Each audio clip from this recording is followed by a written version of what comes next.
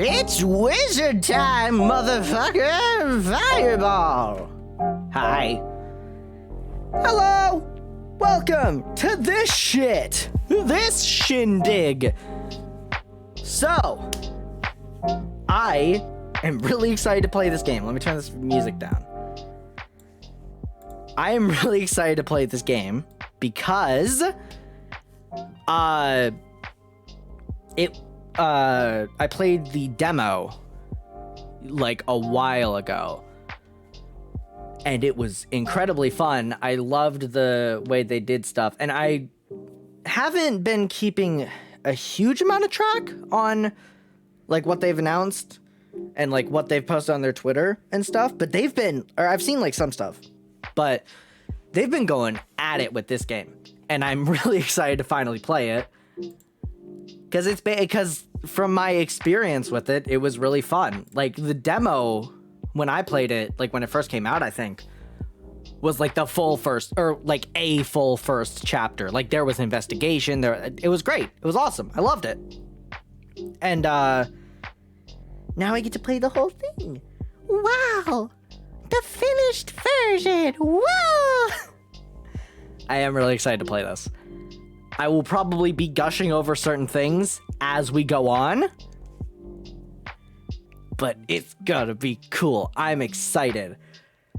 I don't really know what to say. Oh yeah, so for future streams, I'm not gonna be able to do too many streams this week because of just personal issues with timing and stuff. God damn, you fucking kicked up suddenly. Sorry, the music threw me off. But basically, just because of personal like planning and stuff crossing over, I'm not able to stream too much for this week, or sorry, for next week. Hopefully next, or the week after that, I might just be doing a lot of this game because I still don't have a lot of games I can play for stream. So yeah, that's about the height of that. With that out of the way, let's turn this off and pause the music because I never actually do that. It just kind of keeps playing for eternity. And listen to that smooth jazz. Ooh. Yeah. That's just nice. Is it showing up? It is! Yippee! Let's start the game. Oh, what the hell? They just I'm gonna have fun with you, case 3, man. That's gonna be a fun thing. All right, let's start. Please let me know if audio is good, because I'm very worried about that, because apparently Putt-Putt was not great. Okay. Oh, this just throws us right into it. The fields of battle are filled with suffering and despair. On them are a clash of souls. Souls brought to conflict by the corrupt powers that rule over them. Rudolph. Fuck it, I'll just do my normal voice until we see who they look like. I was transporting a client in my Oh, this is the carriage driver. Okay, so this is pretty much the same then. I was transporting a client in my carriage that evening. We were driving by the McCoy Tavern when we heard a disturbance. Yeah, I remember you. Okay, so then I know how this case goes, more or less. Okay. I was worried that something was amiss, so I walked into the building to see what the commotion was. There I saw the defendant. She was still lit by a blue glow of the dining room lights. Yep, I remember that. I remember this. I'm remembering. And she was stabbing the victim with her magical sword. Objection! Oh, shit. Objection! All right, I'm probably gonna, for Tyrion, I'm just gonna do my normal voice. Because fuck it, you know? I'm just gonna do my normal voice. Because he looks like he would have my voice. So, meh. Mr. Rudolph, you testified that you saw my client murdering the victim. And you supposedly saw her casting magic while doing so? Yes, I could never forget such a grisly sight. That moment was burned into my memory. I see. Well, it's funny you say that. How so? Because your entire testimony was a complete lie. I gotta turn this up. This is a little too quiet. Ooh, ooh! Is that good for... Let me turn this down a little bit. Okay. Damn, listen to this, though! This go crazy. This go crazy, okay. What's a complete lie? What? Objection! Oh, shit, hello. I remember her, Arya Steelwind. Alright. I'm probably just gonna give her the generic, like, Susato girl voice, quote-unquote girl voice, because I cannot do it great. Are you accusing the witness of perjury? Surely you know that such accusations can't be made lightly, Mr. Cuthbert. My accusation is far from baseless, Steelwind. Think about the state of the crime scene at the time of the murder. The witness couldn't have seen anything, much less a homicide. Oh, this is so good looking. Oh, shit. He knows something. Oh, we have we have an Athena system? That's new, that's cool. He knows something. But on this battlefield, there are still few people who carry the ideals of justice within their hearts. But you have to wonder sometimes, are their ideals truly just? Or are they simply lies fed to us by our elders? Damn it. I don't know. Oh, shit. Damn it! Oh, I know who this is. Okay, hold on. Damn it! Damn it! Flintheart, you fool! Why couldn't you have just listened to me? Yeah, I know who that is. Yeah, bitches! Rudolph, I require your assistance. Yes, sir? By the scaled lord! What did you killed him! Alert the town guard. Tell them that you saw his daughter fleeing the scene. I'm sure their neighbors heard them arguing with each other. They'll immediately suspect her. At once, sir. Episode 1, The Cold-Hearted Aristocrat. Ooh, that's new too. Cool. Ooh, I'm excited. Earlier that day. You feel yourself slowly succumbing to unbearable pain. You don't think you'll be able to survive this much longer. Oh, shit. Baddie, sorry. Okay. Are you sure you're okay, Cuthbert? You look like you're about to pass out. Oh, what the hell? Name, Ruby Tamura. Occupation, attorney. That's cool, they have a little introduction thing. This is new. Don't worry about me, Miss Tamura. I'm fine. I'm fine! You've been riding in this carriage for days. You are definitely not fine. With each bump in the road, you feel yourself becoming more and more nauseous. It's taking every ounce of willpower just to hold down your lunch. I'm perfectly fine. If you say so. Oh, no, I thought that was me throwing up. You feel the carriage drive over a large bump in the road. You can feel and hear your stomach retching in protest. Bro, ooh, wow. New game, still can't read. That stew you ate for lunch doesn't taste nearly as good the second time. On second thought, give me a second. That's better. You take a deep breath of fresh air. It's the first breath you've taken today that hasn't threatened to come back out. Sorry about this. I didn't expect the roads in this town to be this uneven. I suppose they don't get a lot of traffic here. You've been on the road with your mentor for days. Together, you've been searching for a man named Flintheart McCoy. Or Flintheart. Oh, so we're looking for him now. Interesting, that's new. Supposedly, he's been a voice of dissidence against King Oliver for the last few decades. I don't remember if his name was Oliver before, but... You have no idea what kind of business Miss Tamura would have with him.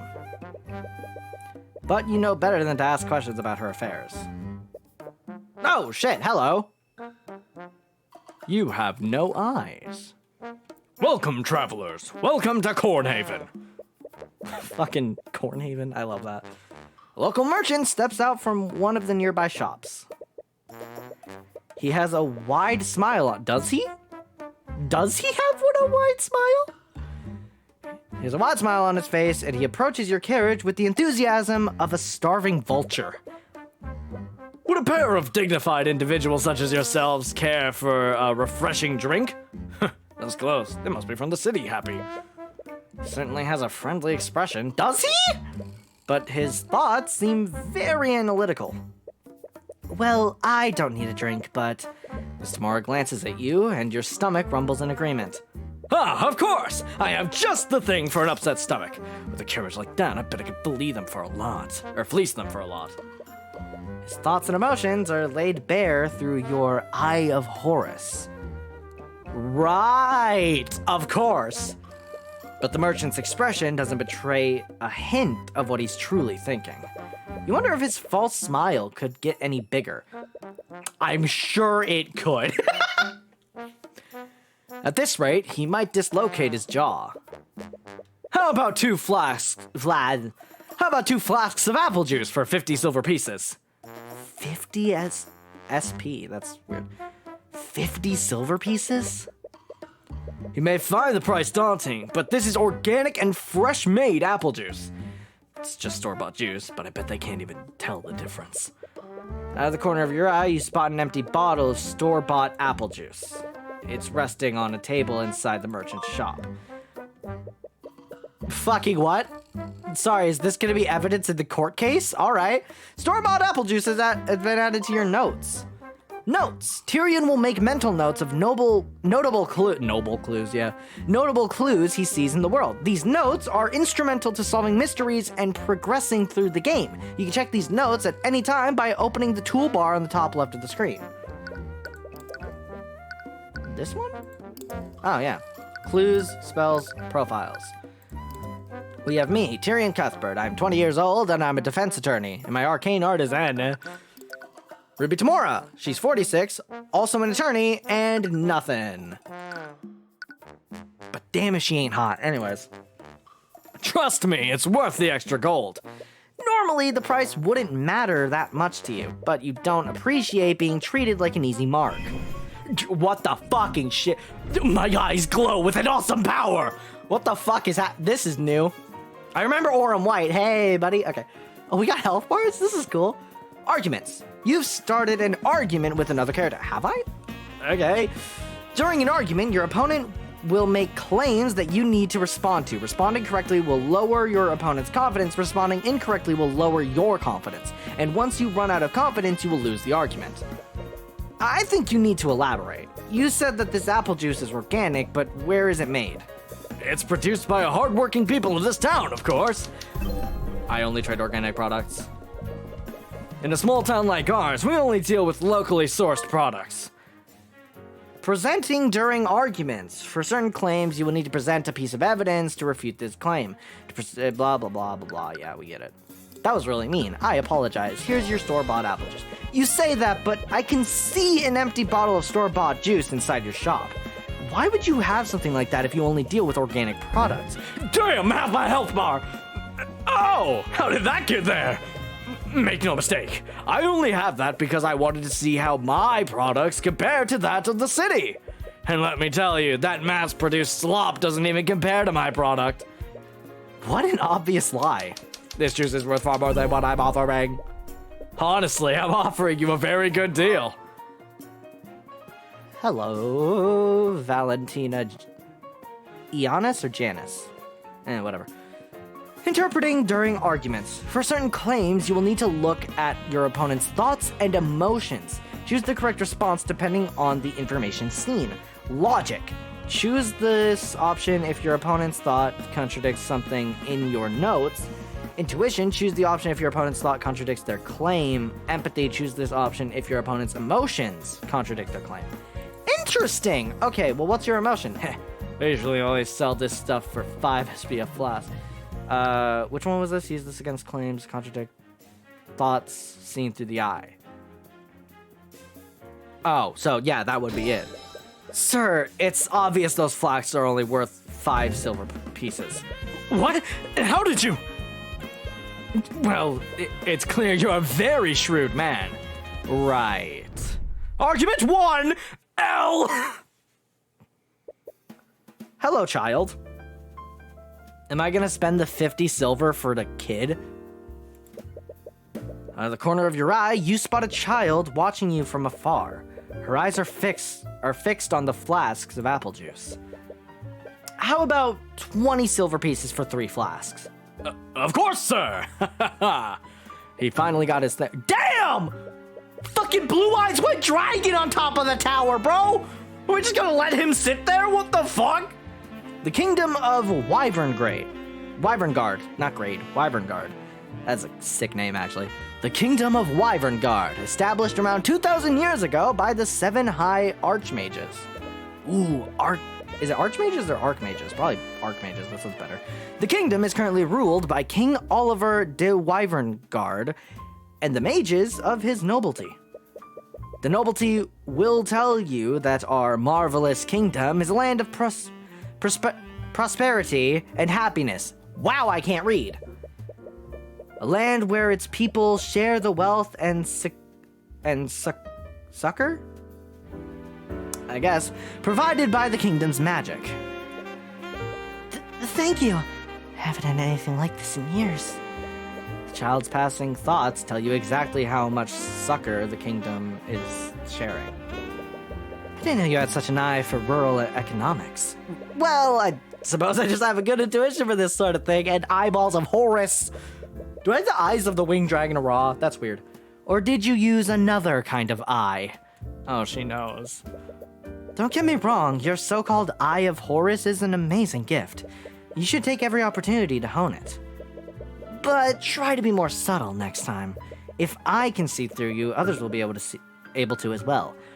Will they though? Because you know about the thing. They don't. You have a reason to suspect I would use this eye because you know I have it. Everyone else will. Also, I'm worried about... Oh, volume seems fine. Okay. Right. Anyways, I did some asking around while you were haggling. Supposedly, the McCoy Tavern should be north of here. Cool! Let's go! Or not! If my tip is correct, this should be the place. We have not moved, but I get I get what you're doing. Wait, this is the McCoy Tavern? Well, the state it's in, calling it a tavern is being pretty generous. You find it hard to believe that this has a secret meeting, or this... Oh no, that was right. This has a secret meeting place for dissidents. But now that you think about it, maybe that's the entire point. The tavern has been shut down for years. Nowadays, Flintheart just uses it to host his rally. Really?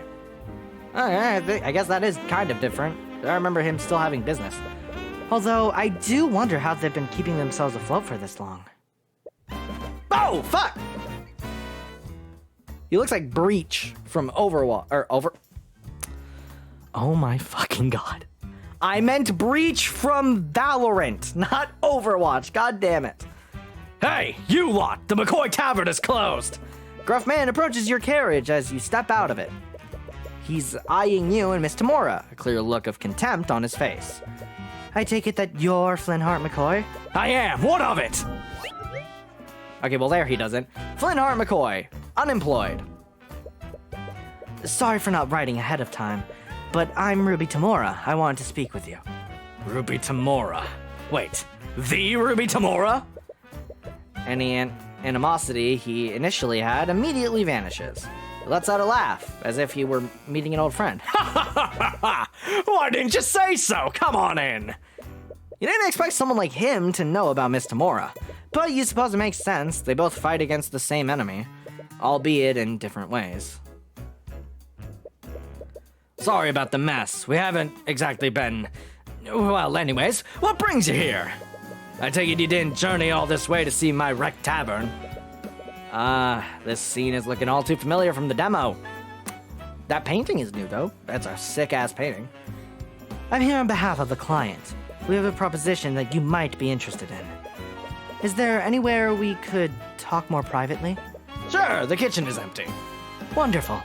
Tyrion, stay here while I speak with McCoy. What? Don't you need my help? There's no need for that. Like how there's no need for that? It's... hold on.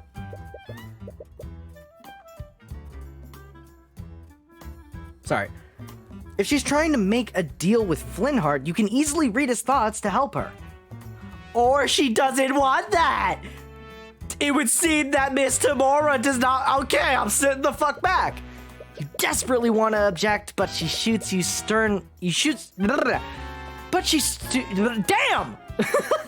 but she shoots you a stern look that causes you to freeze up. You slowly look away from her, because I ain't fighting that. You spend some time waiting alone in the tavern's dining area. It's already been hours since Mr. Moore and Flintheart went to talk in the kitchen. You can hear faint murmurs from behind the closed door, and you've been resisting the urge to eavesdrop. But even from here, you could tell that their conversation is slowly becoming more frustrated. Looks like they're gonna be a while. Well, it's a good thing you always bring a chess set. Motherfucker, I cannot play chess. I can't play chess. Who the fuck do you think I am? You bring out the small chessboard that you carried around since you were a child. Chess can be played with one person, and you've always taken advantage of that. Am I playing? Okay, I was gonna be so upset they put me in a minigame. Checkmate. You win against yourself. This time it's black. You've played 10 games already, and I've won 7 out of 10 times as black. Hello? I like this girl a lot, from what I remember of the demo. I forgot your name, but I like you. Hello? Statistically, White is more likely to win. Unbeknownst to you, you're thinking out loud. So why am I performing so much better when playing as black? Hello?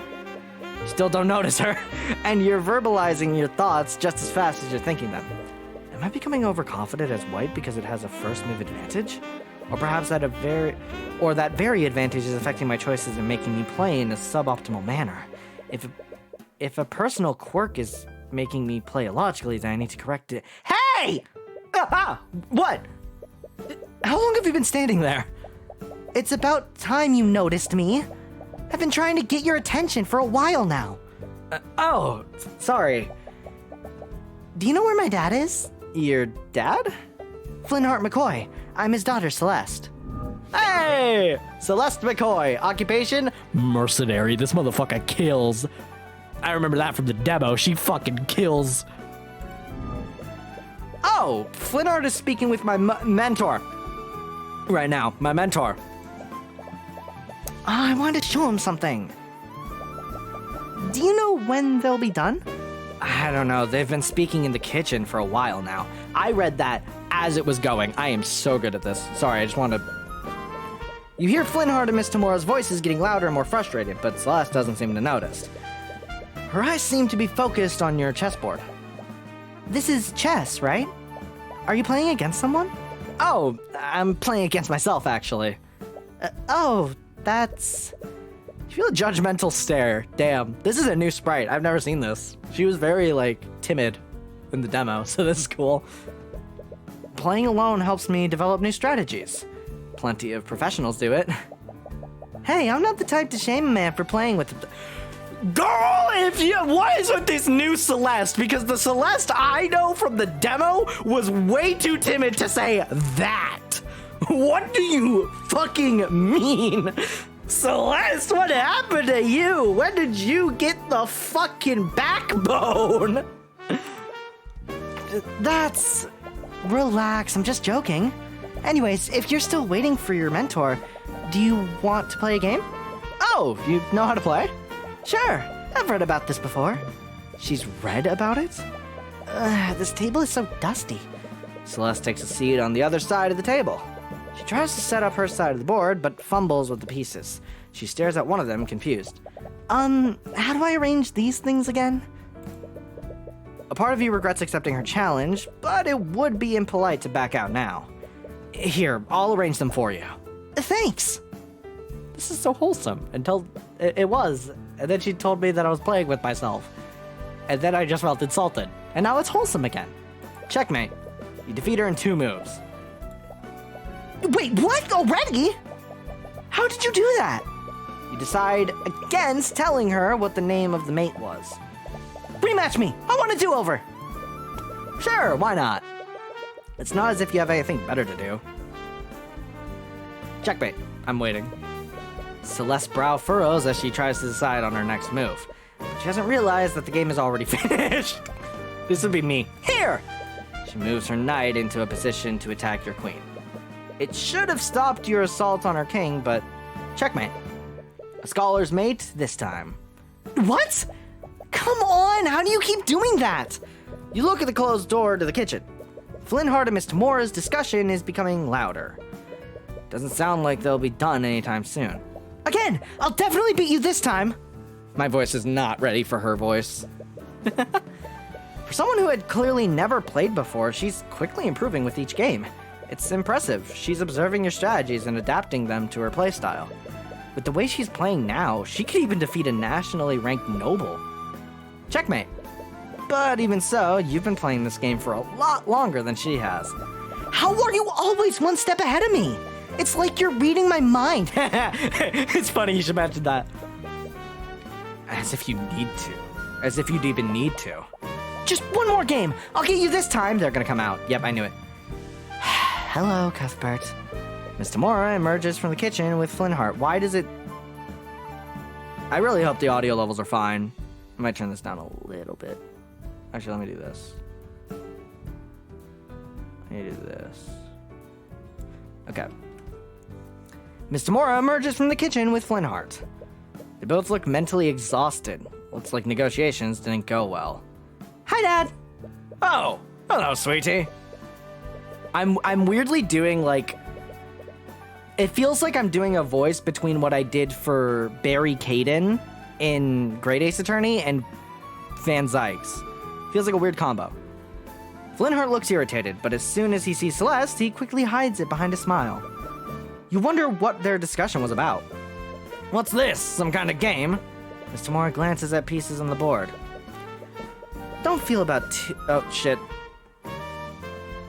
Sorry, I felt a burp coming on. Don't feel too bad about losing to him. He's nationally ranked. Oh, you're a professional? Is that why you're wearing a suit? No, chess is just a hobby. I'm actually a defense attorney. An attorney?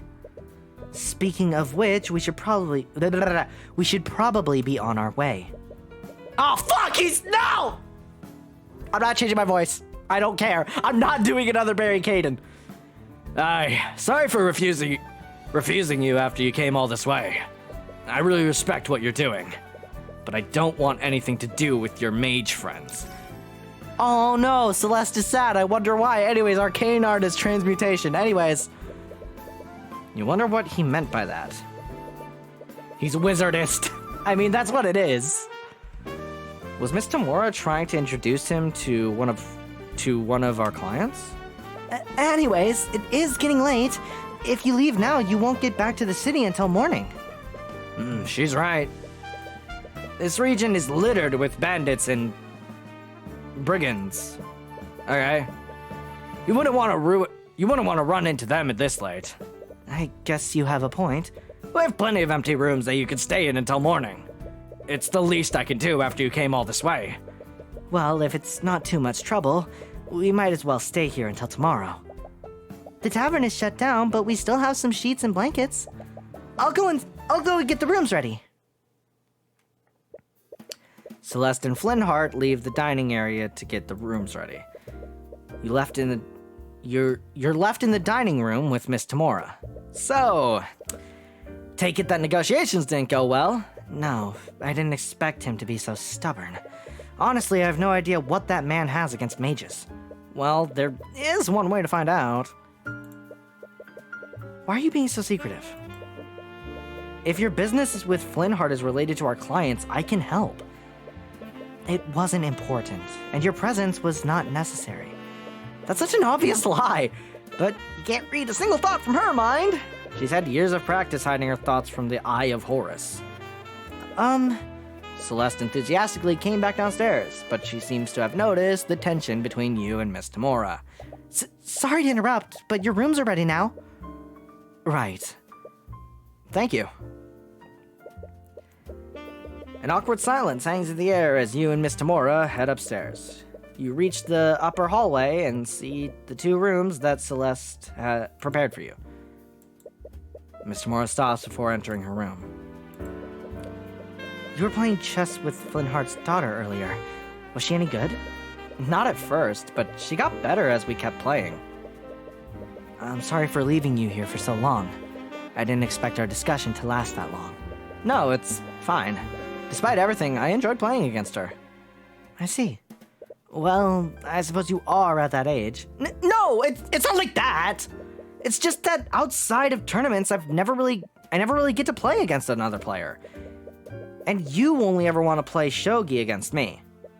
Because shogi is clearly superior. It's complete anarchy, is it? Oh shit, I thought that was a period. I was really confused. It's complete anarchy is what it is. You just bring fallen pieces back to life like some kind of necromancer. It adds depth. Dropping adds a dimension of play that isn't present in chess.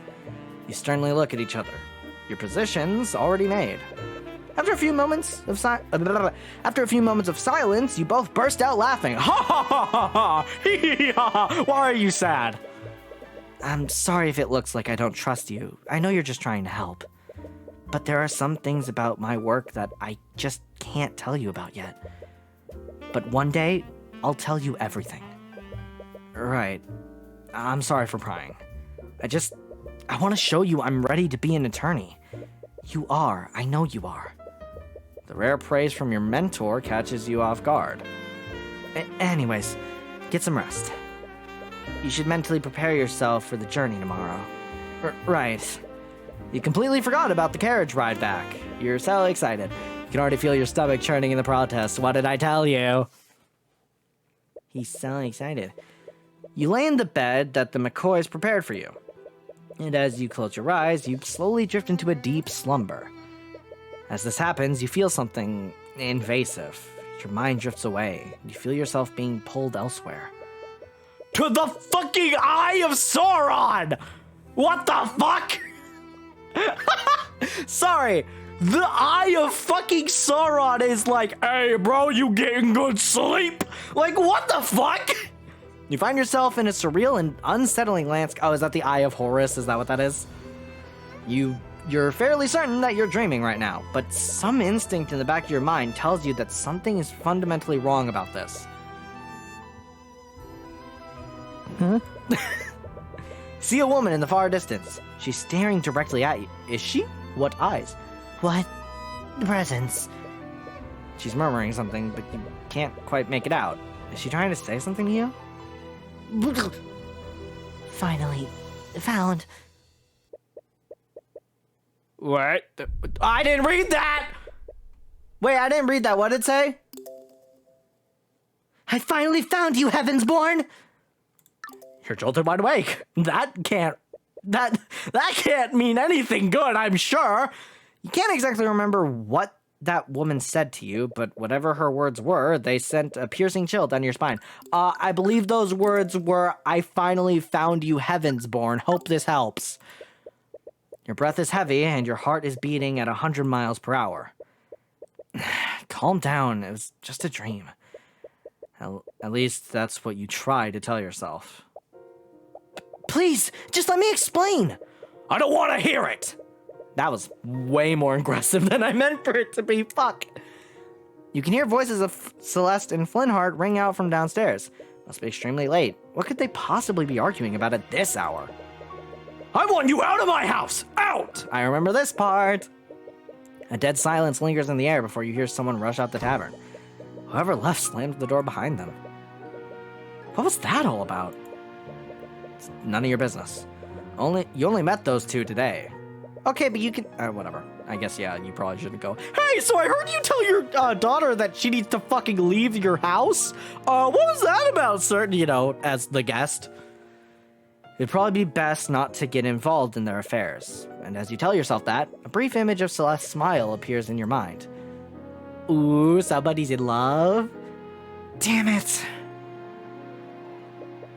You slowly make your way out of your room, but the hallway is nearly pitch black. You can barely see a few inches ahead of you. You have to watch your step to avoid tripping. You run into Flintheart, who was slowly walking up the stairs. Even this close, it's hard to see his expression in the darkness. Sorry, I just heard... Right, I forgot you two were... His words trail off. Is everything okay? No! Clearly the fuck not! Sorry, I'm just gonna awkwardly shimmy past Flintheart to head down the stairs. Doesn't move out of your way. It's clear his mind is elsewhere. You arrive at the dining room, but you don't see Celeste anywhere. Honestly, though, it's hard to tell with how dark the room is. Celeste? You still here? You don't receive an answer. You remember hearing someone slam the front door earlier. Your eyes are drawn to the tavern entrance. Celeste? No answer. Celeste, where are you?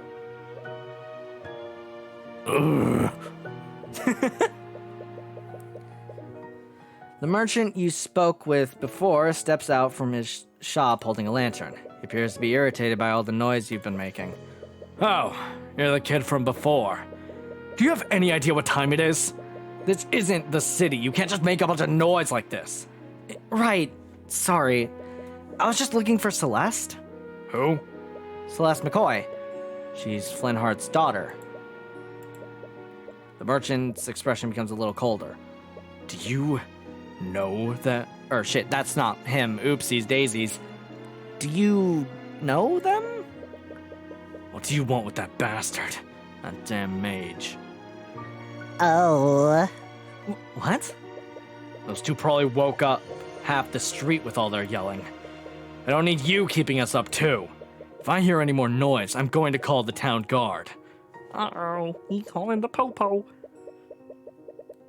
Calling the police. Which I assume is what the guard is, basically, right? Before you can get a word in, the merchant walks back into his home in a huff. You look around, but you still don't see any sign of Celeste. You decide to continue searching. Can't believe I said those things to her. She'll never forgive me for this. Oh, shit, hello. I see your temper is as short as ever, Flynnhart. You! Honestly, how do you live in this darkness? Luxo. Magic! What are you doing here? And how dare you bring that witchcraft into my home? I feel like his voice has become very inconsistent. You've been busy lately. Your little rallies have gained quite a lot of support. Too much support for my family's liking. And what, you came all this way to convince me to stop? You have my word. If you stop spreading dissidents... What the fuck? Dissidents. It's dissidents. Why did I fucking question myself the first time? If you stop spreading dissidents, no harm will come to you or your family. Ha! Your word is as good as dirt you lick off the king... Shit. Ha! Your word is as good as the dirt you lick off King Oliver's boot. As if I'd ever trust these words of a murderer like you. I fucked it up a little bit, but Flynnhart, please. As someone you once called a friend, I'm only going to ask you one time. Friend? Friend? I'll be dead in the ground before I ever call the likes of you a friend! Get out of my house. I don't have time for your nonsense. Unfortunately, I don't think you'll have much time for anything. Ah, my water! I just did that for my own sake. I wasn't even trying to predict the line. Anyways, glow! Damn it. Damn it! Flynnhart, you fool! Why couldn't you have just listened to me? And then he's like, yeah, call my guy. Rudolph, I require your assistance. Yes, sir? By the scaled lord, why did you killed him? Let the town guard tell them that you saw his daughter fleeing the scene. I'm sure their neighbors heard them arguing with each other. They'll immediately suspect her. Okay, but they would have definitely heard... Never mind. At once, sir. Well, I better walk on in. You've been searching for Celeste for a while. How long have you been outside? 2 hours? 3 hours for a girl you just don't know? Also, real quick, I'm gonna BRB because I'm getting really hot and I'm just gonna change into some more, I guess, summer clothes because I am wearing fucking sweatpants. So that's probably not smart. I won't be long though because I think, yeah, it's right there. Okay, I'll be back.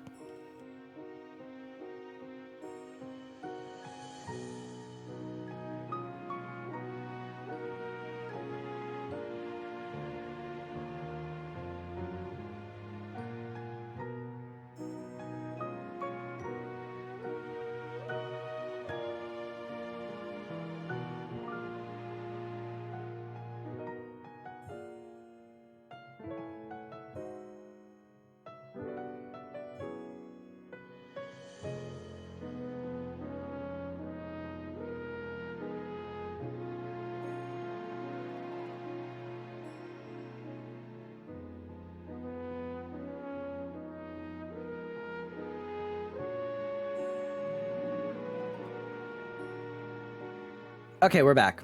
Sorry for that. Is it showing up? It is showing up. Cool! 3 hours for a girl you just don't know. That's... I mean, good for you, man. But, like, what the fuck? Here, now I'm nervous. Hold on. I'm going to put on my own stream for a sec to see if, like... Is my audio good? Okay, this is not working how I hoped it would, so we're just gonna pray and then figure it out for next streams. So yeah, if the volume is bad, sorry. I don't have any way of figuring that out right now. From what I can see, it's good, but it's also what I saw with Putt Putt, and then I listened to it and it was not that great. However long it's been, it's clearly taking a toll on you. Where is she? What am I going to do now? I don't know why. Just that's the sound that thing is making to me. It's just hear a faint voice. Could it be? Oh. As you peer behind an old tree, you finally find her. She looks just as tired as you are, probably even more so. Her eyes are puffy and red. She's been doing her best to hide it with a smile. I've been looking all over for you. Oh, sorry. I'm guessing we woke you up? Okay, I'll probably stop doing that, but it's just, that is the thought I am thinking when I see this image. Yeah. Is everything okay? It's nothing. It was just an argument. Oh? Okay. But from the way she reacted, this is clearly not common. You suppose that it's none of your business. You decide not to pry further. Have you been looking for me all this time? I have. Thank you. But I'm okay now. You should head back. That's a lie. What about you? I think I'm gonna stay out a little longer. You know that you should mind your own business, but... I'm sure whatever happened between you two, it's nothing you can't talk out. You're not... I mean, he's a corpse. I don't know how well you can talk to a corpse. Ooh, another Ace Attorney game? Yeah. It's like... So, okay, Briz. First of all, hi. Welcome to the chat. This is basically just Ace Attorney, but there's magic. And I played the demo of this. It's so fucking cool. And I'm really excited to play this, so... Yeah. Doesn't happen a lot, but sometimes Miss Tamora and I get into fights too. But no matter what happens, we were always able to talk through it. Like our shogi conversation, where she's dared I was gonna say dagger, but then I said GL for... Okay, never mind. Sorry, I know it's none of my business, but I just... Ace Attorney has spirit channeling, that's magic too. How old is this? This just came out recently. And also, yeah, I guess, yeah, it does have spirit, but this is like full on like mages and wizards and shit. Like this is like I could cast fireball, I'm sure. No, I really appreciate it. Thank you. Happy. Okay, you're missing one emotion. You're right. Let's go back. What? You arrive back at the McCoy Tavern.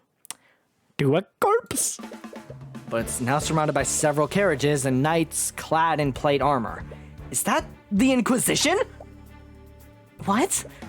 The Arcane Inquisition. They're an order of knights that investigate crimes committed using magic. As you say the word crimes, you and Celeste share a glance and come to the same realization. Both of you rush towards the tavern, but Celeste outpaces you by a large margin. She fast as shit. What? No. No! I could not do it. That was horrible. That sounded comedic. I apologize. She reaches the tavern before you, and before anyone can stop her, she takes a look inside the inn. Whatever she saw makes her cry out in anguish. She drops to the ground in tears.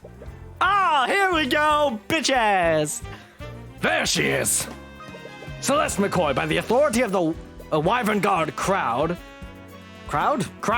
I'm placing you under arrest. Hello, it's me, Orem White, occupation knight. I'm 64 years old, and I have the hairstyle of Phoenix Wright. Upon seeing Celeste, one of the knights steps forward and grabs her. Surprisingly, she's able to break free from his grip and tries to push further into the tavern. Noticing the commotion, 3 other knights rush to grab her and begin dragging her away. She kicks and screams against them, desperately trying to break free. Even between the 3 knights, it's taking all of their strength to subdue her. What are you doing to her? What's going on here? Tyrion! Miss Tamora approaches you. You breathe a small sigh of relief when you see that she's okay. Miss Tamora! I should have known it. Fuck, hold on. Okay, I think I'm just gonna give this guy the voice I was giving Flintheart. Gasp, emo Gregson. I don't know if emo would be the term I would use, but definitely kind of like, you know, he's definitely darker. He's definitely more dramatic, less jolly.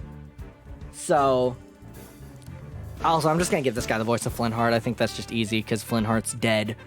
Bah, I should have known that he was a... Fuck! I should have known that he was one of yours. Just stay out of the way. Miss Tamora? What's going on? Why is the Inquisition here? I'm surprised myself.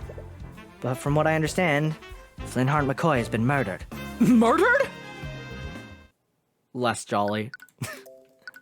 Alright, and let's save! Save 1! Episode 1, 2. The Cold-Hearted Aristocrat... Barracks? I guess, yeah, that'd be the prison. You followed the Inquisition back to the city where Celeste is being detained. According to Miss Tamora, Celeste was the prime suspect in Flintheart's murder. And due to the supposed nature of the crime, her case would be pushed to trial immediately. But many elements of the situation still don't make sense. The Inquisition only investigates crimes committed using magic, so why is Celeste their prime suspect? Could she be a mage? Could she be a mage? Arcane type transmutation. Could she be a mage? Could she also... That changed. It told me mercenary. It said mercenary when she was introduced, because this bitch kills. Which, good for her. Girl boss or some shit, I don't know. Could she be a mage? Oh, shit, hey, dude. This is ridiculous. She has a right to speak to an attorney. Anyways, you find yourself met with another hurdle. A very frustrating one. Yeah, well, we can't let you see her until she's been processed. Her trial is in an hour. How has she not been processed yet? I don't know what to tell you, kid. I wish I could help. You don't need to use the I to know that's a complete lie. The I to know that's a complete lie. So, you're really planning on defending her? Do you know if she can even afford a lawyer? I just can't stand here and do nothing. You saw them, didn't you? There's no way she would murder her father like that. I know that look. I was saving this for a special occasion, but... Attorney's runestone. What the fuck? Magical runestone that allows you to take pictures of crime scenes and write notes telepathically. What the fuck? That's cool as shit! Every attorney has one. It's almost like a badge for... Oh, so this is my attorney's badge. That's cool as shit. That's a camera badge. That's dope as fuck. This is... An attorney... Oh, shit. An attorney's runestone? If you're going to defend her, you're going to need one. You begin to tear up. He starts crying. You begin to tear up. You've wanted one of these ever since you were a child. It's basically a badge of honor for attorneys. Don't cry, Cuthbert. Sorry. Anyways, keep one thing in mind. If you try to defend her, the Inquisition isn't going to fight you fairly. Our court system only exists to create the illusion of justice. They hate people like us, and they'll do everything in their power to sabotage you. Damn it! Fuck! Shit, even! You knew that they'd try to get in your way, but you didn't expect them to do it this blatantly. What's with all this noise? You're that knight from the tavern. That's Commander Orem White to you, kid. Okay, I know I said I would do the voice that I was giving fucking Flintheart, but at this point, it just feels more natural to do the Van Zykes voice, so fuck it. This is my Van Zykes voice for him. Kind of fits, a little bit. I had a feeling that Tamora would be sniffing around this case. But I didn't expect her to send a kid to do her dirty work. Commander, he says he wants to talk to the mage. And she's got a right to an attorney, doesn't she? Well, she hasn't been processed. Commander White looks confused for a moment. The hell kind of bullshit are you trying to pull? I love him. I immediately love him. I love you. I want to give you a big kiss on your wrinkly forehead. Mwah. Right at the peak of your triangle, just a little mwah. I love you. Mwah. Okay. What kind of bullshit is this? Let him through, you idiot. Yes, sir. Damn, so I guess he's also one of the people that they hate, I guess. Cool. The knight leads you through the halls of the dungeon. For something built in the capital, it looks extremely old and decrepit. Prisoners are sad, pissed, and You pick up the negative emotions of the prisoners nearby. It's a heavy and almost crushing feeling. You've always had to avoid crowded places because of how sensitive you are to people's thoughts. I am Athena Sykes. You've never felt this much concentrated despair before. Hey, have you tried getting like these really cool headphones from your mom? Just a thought, they helped one person. Oh, it's you! Yay, she's happy, yippee! Celeste is lying down on the cold floor of the dungeon cells, but she immediately gets up as soon as she sees you. What are you doing here? Miss Tamora told me about what happened to your father. I'm so sorry. I just don't understand. I don't understand any of this. Why would someone do this? Yeah, that seems like the correct response. And why are they blaming me for it? I'm not sure about the details, but it's clear that there were elements of magic involved in what happened. Since they arrested you based on that evidence, I can only conclude one thing. Celeste, you're a mage, aren't you? I had to stop a burp. There's no sense in hiding it anymore. Yes, I am. Do you have noble blood? Of course not! Why would you say that? Fucking dickhead! Sorry, but the ability to use magic is hereditary. Most mages tend to have some kind of noble blood. I honestly don't like thinking about that. I'm the daughter of Jolene and Flynnhart McCoy. That's all I need to know about myself. Would probably be best not to push the matter further. I'm not gonna say this for other people, but like in the I almost said the debut. Oops, wrong word. In the demo, the whole thing about her, this thing was explained and she knew it. She knew the reason. So it's interesting that they changed it that she doesn't know anymore. Weird. Anyways, you were probably arrested because you're a mage. What? A crime was committed using magic, and you were the only mage around at the time. Is that seriously the only reason? I only know how to cast one spell. The Arcane Inquisition doesn't care about the truth. They only care about closing their cases. Celeste, your case is being pushed to trial. You're going to be brought before a judge within the hour. What? No one told me anything! Damn it! They weren't even planning on telling her? If you'll have me, I'd like to be your defense counsel for the trial. Right, I forgot you were an attorney. Would you really do that for me? After everything I've seen them do, I can't just stand by and do nothing. But they're part of the kingdom. Do we even have a chance? It's hopeless. Celeste, man, king, or god, I won't let them do anything to you. That is such a fucking fire line. I don't know. That is fire. Sorry, I really like that. Man, king, or god, I won't let them. That's fire. What? Sorry, it's just something I've had it's something I have a habit of saying. Oh, that's his catchphrase. All right. Good shit. I like him a lot. I'm stealing that. No, don't apologize. It was funny, but really fucking tone deaf too. I really appreciate you doing this. It's clear this entire situation is bittersweet for her. And because of the Inquisition's delays, you haven't had any time to investigate the crime scene. You were confident before, but you're beginning to doubt whether or not you can really do this. Everything is happening so fast. It feels unreal. No, you have to do this. This is the exact reason why you became a lawyer. No matter what happens, you'll acquit Celeste. Oh, that's it? Oh, we're okay. Damn, that was it. All right. A courtroom. I'm in a real courtroom. Why he got like the Denji kind of eyes? actually entering the courtroom has taken a lot of wind out of your sails. You've never been here as an attorney before. You've only ever acted as Miss Tamura's assistant. Hey! Hey, girl! This woman at the prosecutor's bench is staring at you. Miss Tamura mentioned her before you went to see Celeste. What was her name again? You think it was Arya Steelwind. And you'd be right! It was Arya Steelwind, occupation prosecutor. You can feel the coldness of her glare burrowing into you. Why is she staring you down? Is she trying to intimidate you? Because it's working! Holy shit! Holy shit! That was anime as fuck! That was sick as hell! Did you see the way he fucking raised that shit with the force of God?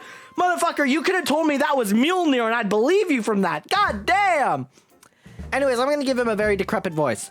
Court is now in session for the trial of Celeste McCoy. The prosecution is ready, Your Honor. Oh, the defense is also ready, Your Honor. He doesn't necessarily sound very ready. Regardless, let's begin the proceedings. Prosecutor Steelwind, please list the charges. Sorry. Hold on. I was getting ready to read the line. Hold on. What? What?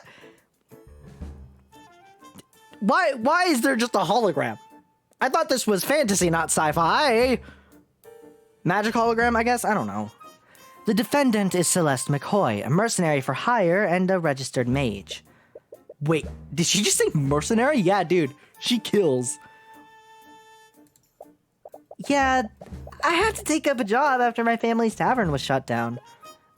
Oh, right. You couldn't have worked at the local Target. Yeah, you had to go to mercenary. Got it, understood. That's not exactly the first occupation you'd choose. She's charged with second-degree murder and negligent misuse of the arcane arts. I see. So there was magic involved. He's so angry. He's 80 years old, dude. I'm not. My voice is accurate then. Goddamn.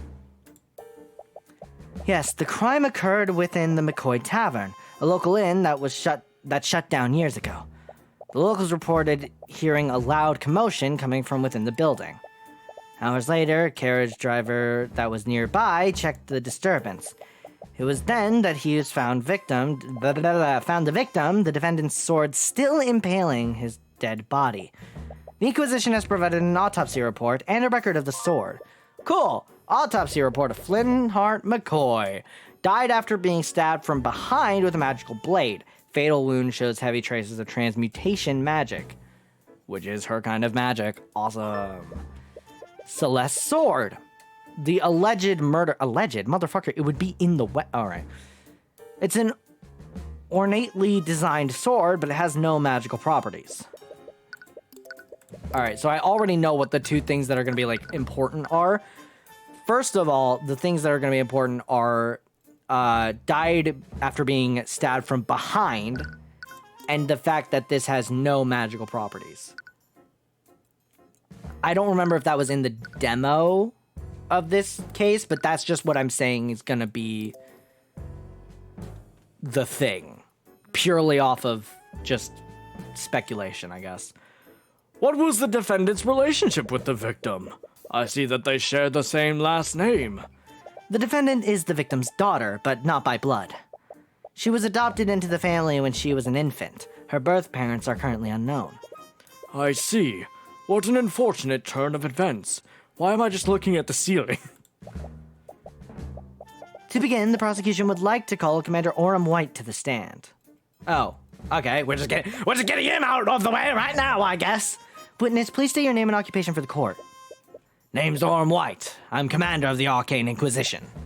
Orem, could you please testify about the details of the Inquisition's investigation? Yeah. Witness testimony. That looked cool. We got a call late at night. Someone discovered a dead body inside the McCoy Tavern. When we arrived on the scene, we found Flintheart McCoy dead on the floor. The defendant's sword was still inside of him. We have several witnesses who heard the victim and defendant in a loud argument before the body was discovered. Their argument must have turned ugly, because the defendant killed the victim using her magic sword. There it is. What'd I fucking tell you? What did I tell you? Your Honor, it's fucking... just like brushing my hands off. It's fucking over, Your Honor. Immediately. Isn't that really incriminating? No. One of her possessions is the murder weapon. Mr. Cuthbert, you may begin your cross-examination. You open your mouth to respond, but nothing comes out. You can't think of anything to say. Everything is blank. Wait, let me hear this. Whoa! Wait a minute! God damn! This OST go crazy. Mr. Cuthbert? Hey, what are you doing? This is the part where you say something, right? I'm sorry, I don't... Your anxiety is just getting worse, and your breaths are becoming more and more desperate. You hyperventilating? What a disappointment. I was hoping to fight against the infamous Ruby Tamora today, but it's clear you can't even hold a candle to her. Damn, you got a staff? Your Honor, it's clear that the defense has nothing to say against the prosecution's overwhelming evidence. Yep, the case is pretty open and shut. No, wait! This isn't what's supposed to happen. Oh, this... We were supposed to see... Okay. I'm sorry, Tyrion. I couldn't acquit Frey. She was found guilty. What? But... That means... Are they going to execute her? No. Not again. Oh, that's a flashback. You seriously going to let that happen again? Tyrion! Celeste grabs your shoulders and shakes you out of your panic. You need to calm down.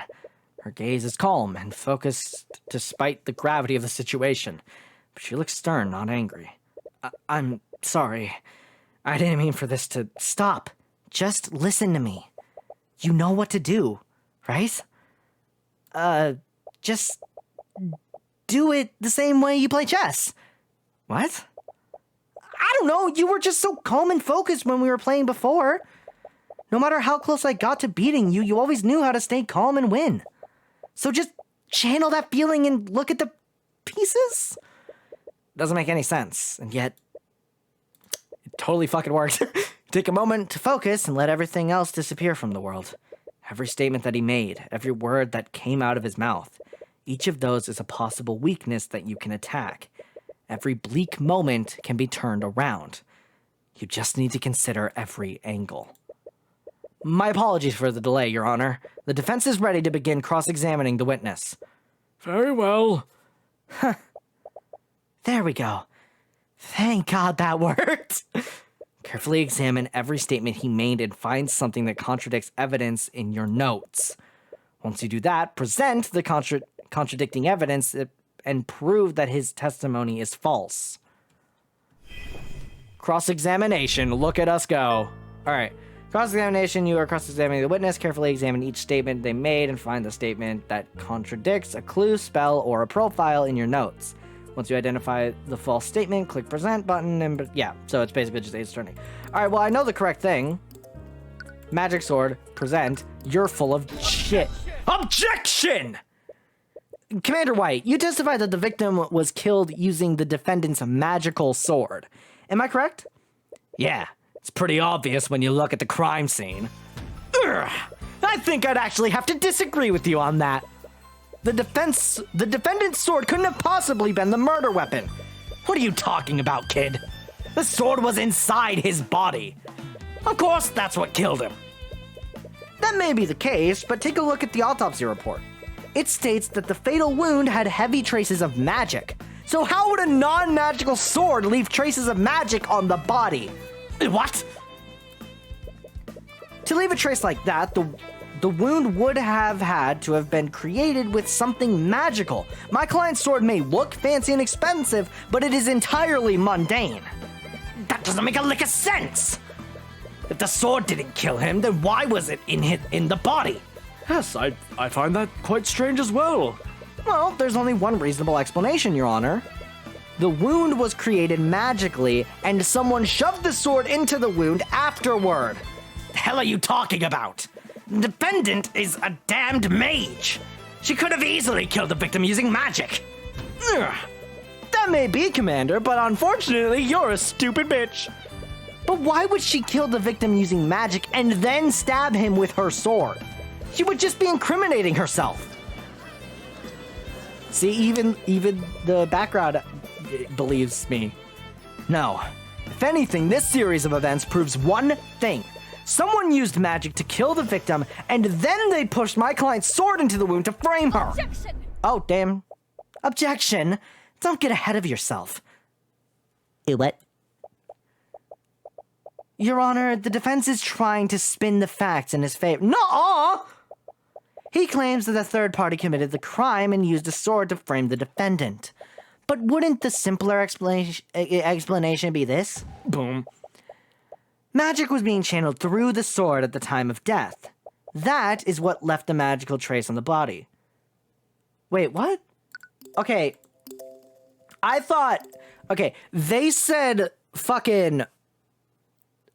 no magical properties. I assume that meant it cannot be, like, enchanted or have a spell put on it or something. I don't know. I thought that was the rule. Sorry, I kind of made that up, but like, Commander, please tell the Please tell the defense how the murder was committed using magic.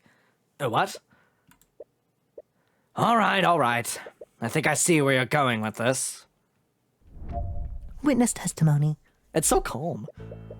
It's true that the sword itself isn't magical, but magic can still be channeled through it. Which I did not think was the case, but fuck me, am I right? That defendant over there, her spell compendium has a spell called Mage Blade. She must have used it on her sword before stabbing the victim. That spell is the reason why there were traces of transmutation magic on the wound. So her spell compendium contains a spell called Mage Blade. Spell compendium is a magical device that lists every spell a mage can cast. Luckily, Celeste's compendium only contains one spell. That means she can only cast that one spell.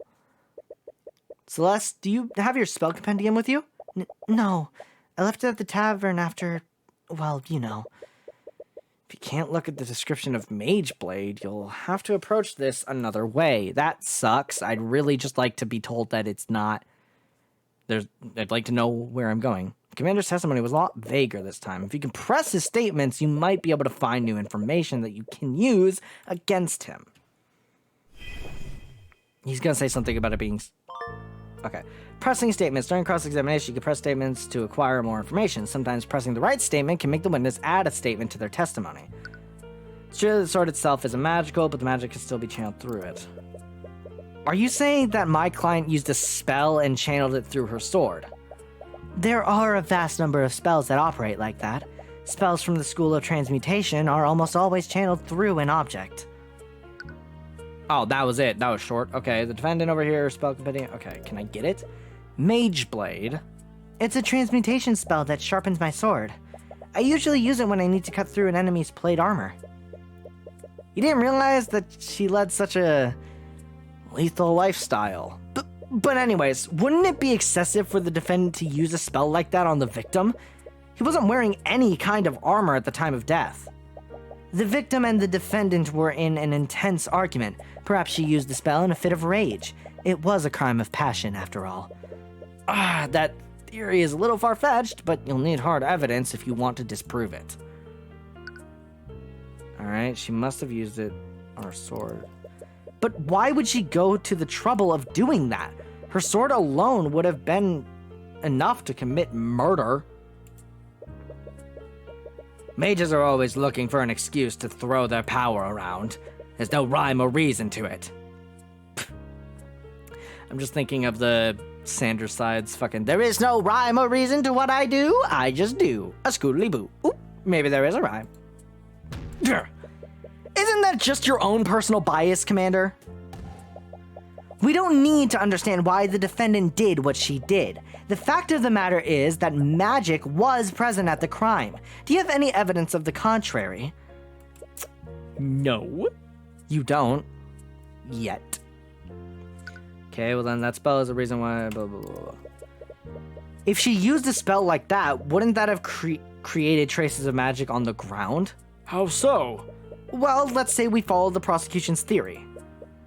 That would mean that the victim fell to the ground with the sword still inside him. At this point, Mage Blade would still be active, right? It would definitely leave a magical trace on the ground after making physical contact with it. We're already way ahead of you. I love that.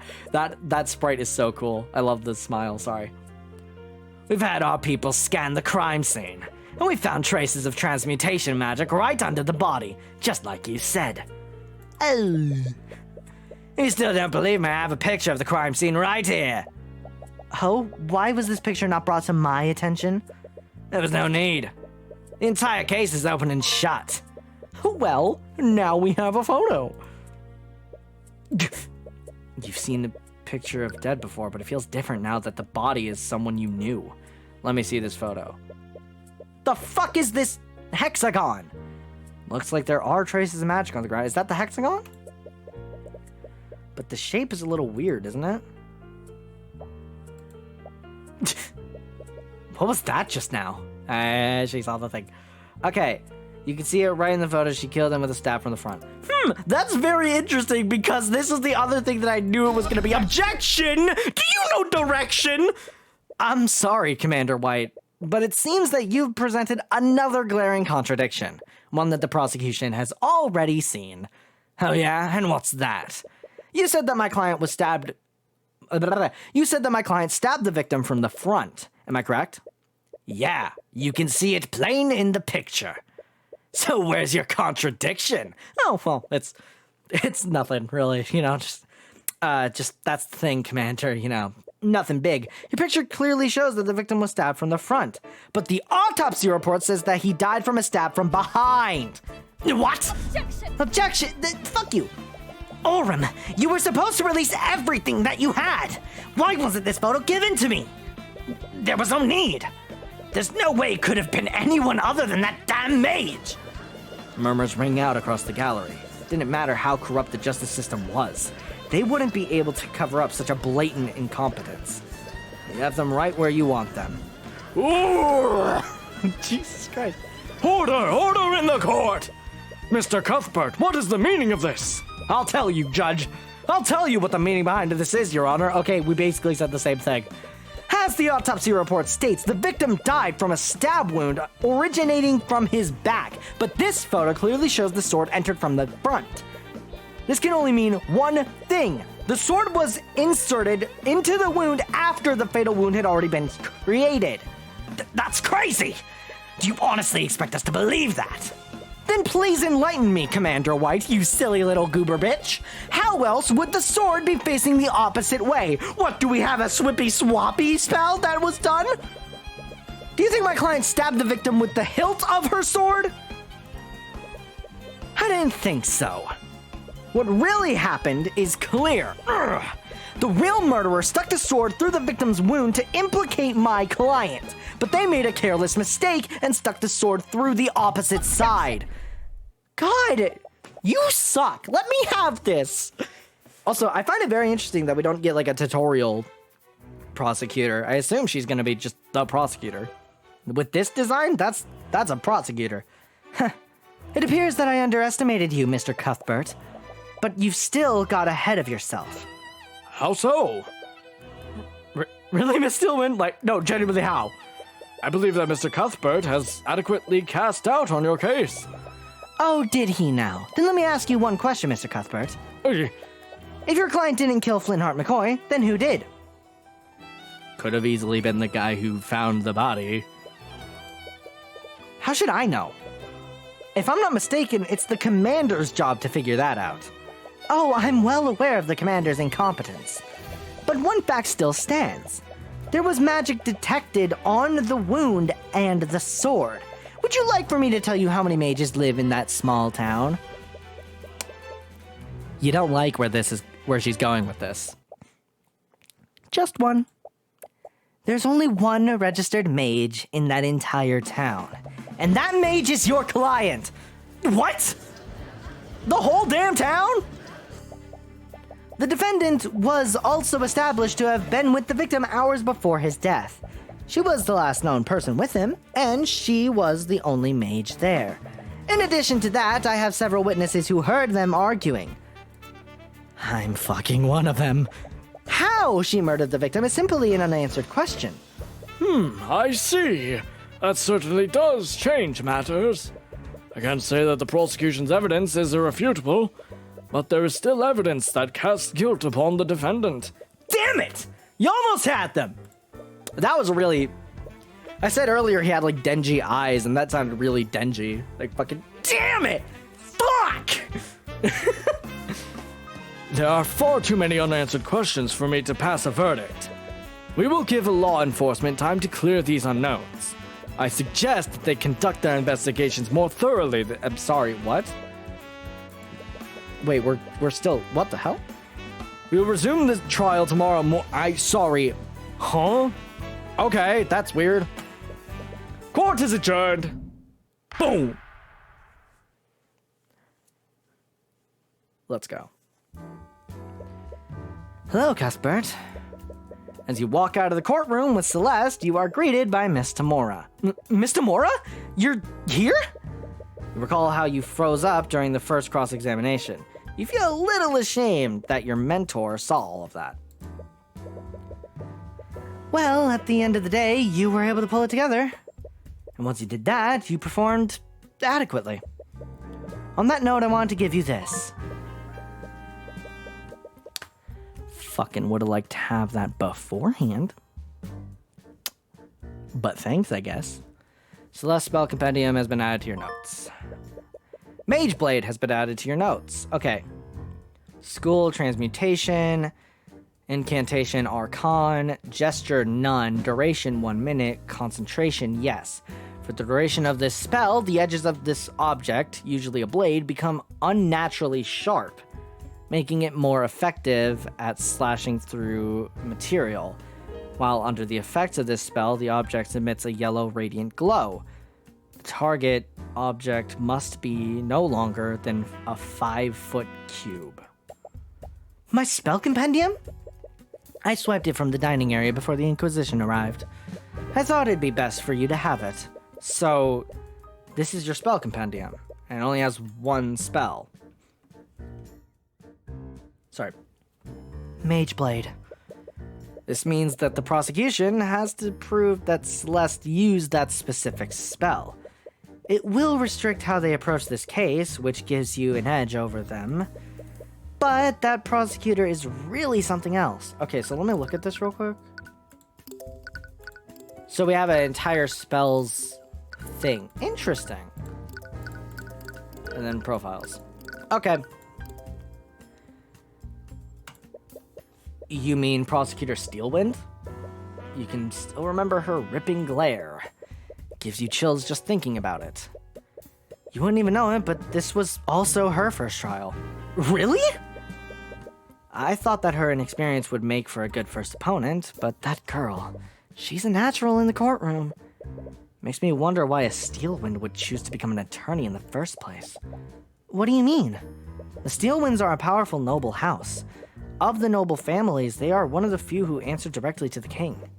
Most members of their house take high-ranking positions in the kingdom's military, so it's a bit strange that she chose to become a prosecutor despite that.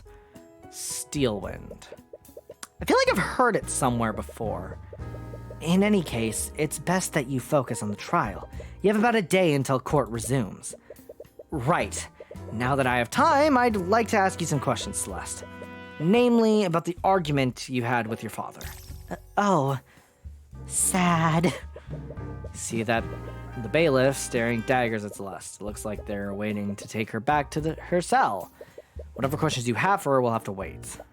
I should probably go. Oh. Celeste walks away while avoiding eye contact with you. Bringing up her argument with Flintheart may have struck a nerve. I'll also use this opportunity to investigate the crime scene, which I never fucking did. Wouldn't be surprised if the Inquisition missed something. You utterly embarrassed them today. Don't expect them to make the same mistake twice. Right. There are still a lot of things we don't know about. As much as I hate to admit it, your skills of deduction far surpass mine. Really? Really? Are you sure? If anyone can figure out what really happened that night, it's you. Are we sure Are we sure that skills of observation. You arrive back at the McCoy Tavern. Luckily for you, the Inquisition set up a teleportation circle for you to use. Right. A thing that I knew existed 5 seconds ago. With that circle, you could magically teleport between the capital and the crime scene instantaneously. I really thought that said article. It's definitely miles better than having to travel by carriage. Oh, it's you. What are you doing here? Commander White takes notice of you as you enter the tavern. Looks like he's working with a team of knights to investigate the crime scene. I'm the defense attorney in this case. I have just as much a right to investigate this crime scene as you do. Yeah, whatever. Just remember, I got my eye on you, kid. Cool. Anyway, let's see this. I've been eyeing this painting since we got here.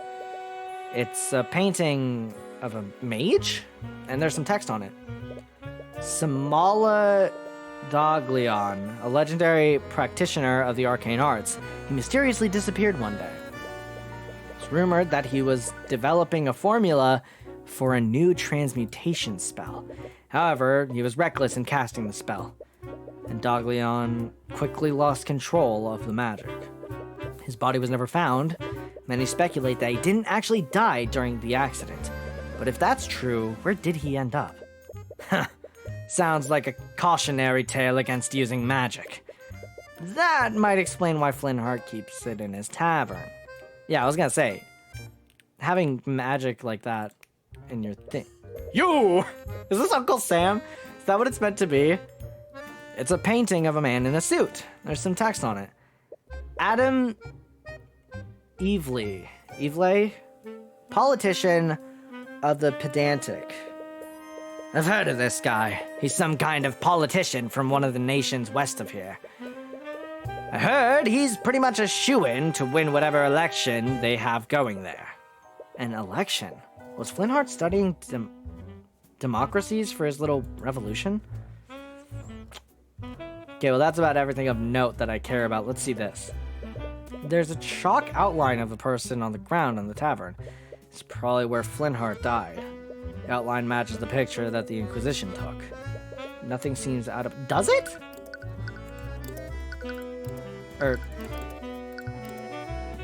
No, it doesn't. That does not match the photo.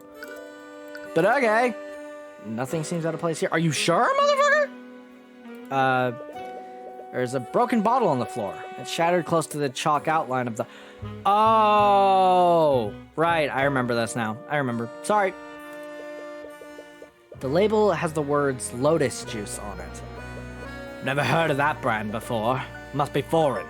Well, shattered bottle of Lotus Juice. The shattered remains of a glass bottle you found in Flintheart McCoy's or next to Flintheart McCoy's bottle. The label reads Lotus Juice. Okay. Let's do this. There's a modern-looking lamp mounted on the wall. It's a lamp powered by artificery.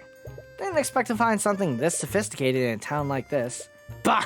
Artificery is just another form of magic. Actually, artificery draws from surrounding ley lines to... I didn't ask for a science lesson, kid. Anyways, look where artificery got these folks. The arcane power cell broke, and they haven't had any power for weeks. Yep, nothing can beat good old oil and flame. Broken power cell. The McCoy Inn is outfitted with several lamps powered by artificery. However, the arcane power cell has been broken for weeks, and the lamps can't be turned on. Interesting. Also, I keep thinking I have to click, like, the thing, so that's why I keep doing that. I keep thinking I have to click, like, the magnifying glass icon. The Inquisition lit some candles, but there's a magical lamp right there. I wonder why they're not using those instead. Well, I just found out why.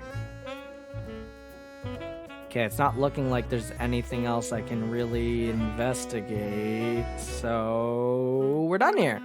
Cool, let's talk. I was wondering if I could ask you some questions about the case. Ha! As if I'd help the likes of you. I saw who your boss is, and I know what you're up to. That witch probably sent you here to con me.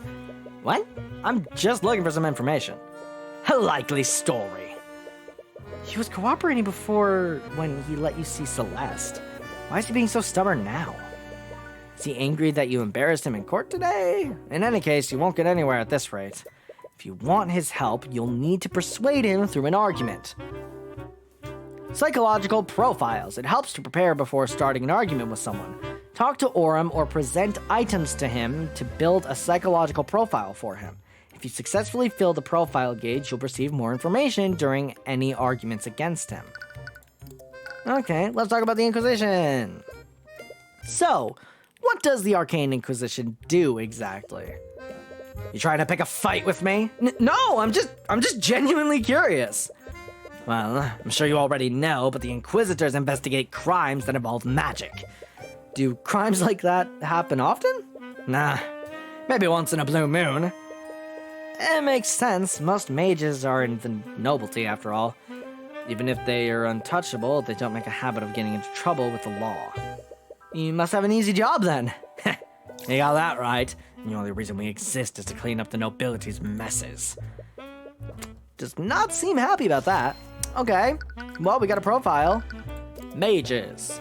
Commander White, you seem to speak negatively about my client's magic. Do you have a personal grudge against mages? You're damn right I do. Wow, he didn't even try to deny it.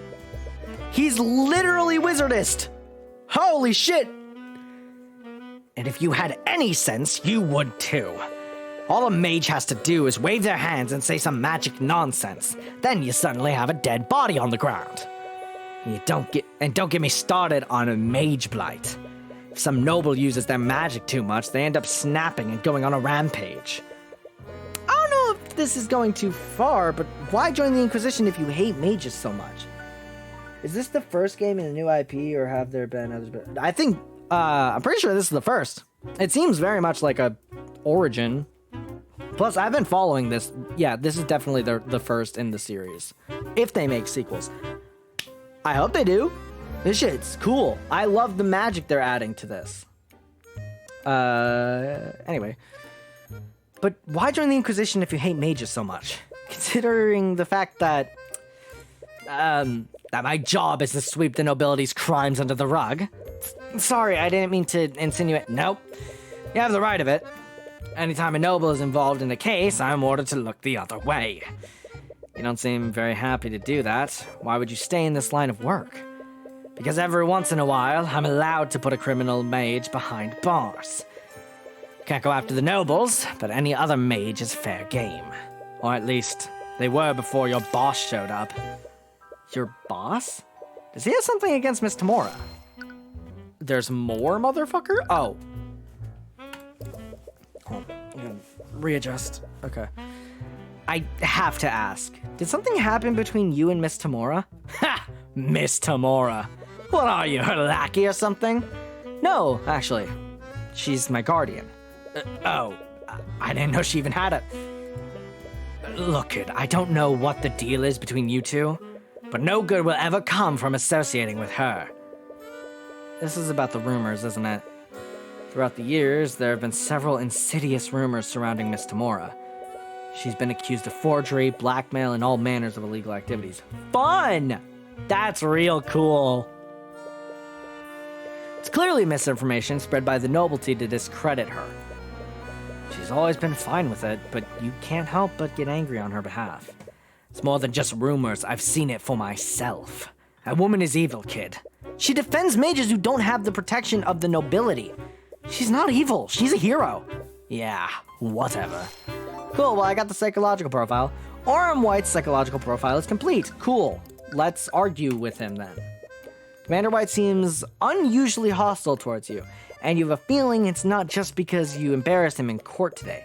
If you can clear up this misunderstanding, you might be able to convince him to help you. And I got the full thing, so yeah. Go! The eyes! Argument. Alright. I'm just going to come out and say it. Can I look at the psychological profile? Oh, I can! Whoa! Commander White is stubborn and stuck in his ways. He seems to have a grudge against Ruby Tamora and will react negatively if you try to defend her. However, he will respect you if you defend yourself against personal attacks. Interesting. Alright, I'm just gonna come out and say it. Do you have a problem with me, Commander White? You should know exactly what my problem is with you. I saw who you work for. Do I have to spell it out for you? Ruby Tamura is a crooked lawyer. Oh, that's getting in the way. Or does your boss not tell you what she gets up to? Okay. Elocutions and arguments. Arguments are not always fought using hard evidence. Sometimes you need to elocute, I guess, elocute, to convince your opponent that their claim is wrong. When prompted for an elocution, choose from... I'm sensing some hostility here. Wait a minute. Do we have a problem? Like, when prompted for elocution, choose from one of these possible responses. The correct response can be gleaned from reading your opponent's psychological profile, which I already did. Crooked lawyer, deflect? Regardless of what Miss Tamura has done, I'm the one handling this case. That would be it, because he's like, yeah, I'm defending myself, bitch. Regardless of what Miss Tamura has done, I'm the one heading this case. Whatever problems you have with her, they have nothing to do with me. That still doesn't change the fact that you work for her. I've seen that woman do all kinds of shady shit in the cases I've worked. Forgery, bribery, blackmail, you name it. You're just another crook. I'll bet you're just the same.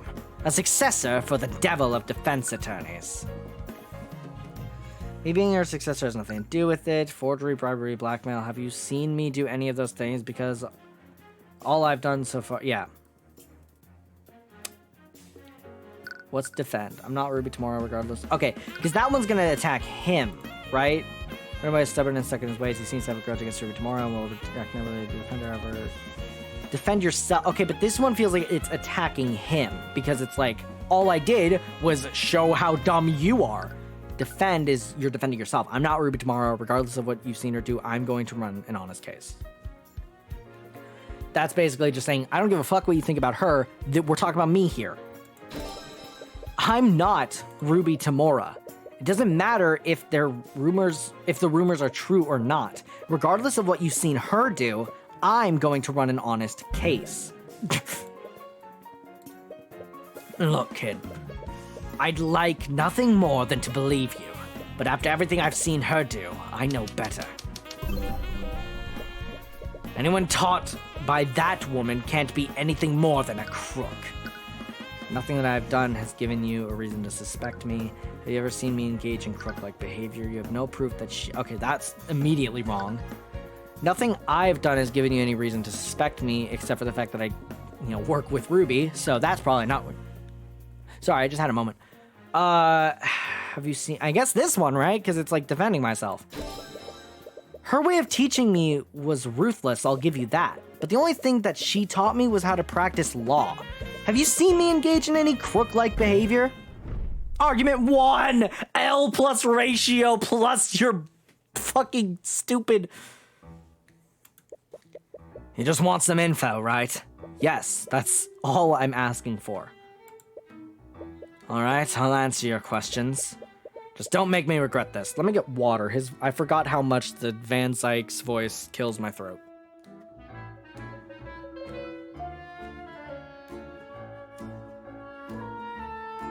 Okay, we're good. Just don't make me regret this. You've successfully persuaded Orem White. Cool! Now let's talk about the murder weapon. Imagine if I just go out the gate with, let's talk about how you fucked up. No. This probably goes without saying, but I don't believe that the sword is the murder weapon. Right, I guess you have to prove that someone else put the sword there. Did the Inquisition find anything suspicious on the scene? If you're asking if we found another bloody weapon lying around, we definitely didn't. That would be a little too convenient, wouldn't it? But let's say that the girl really is being framed. If there was another murder weapon, the killer probably walked out with it. Do you think they could have hidden it somewhere in the tavern? Doubt it. After the trial, Steelwind turned the place upside down and scanned it with her magic.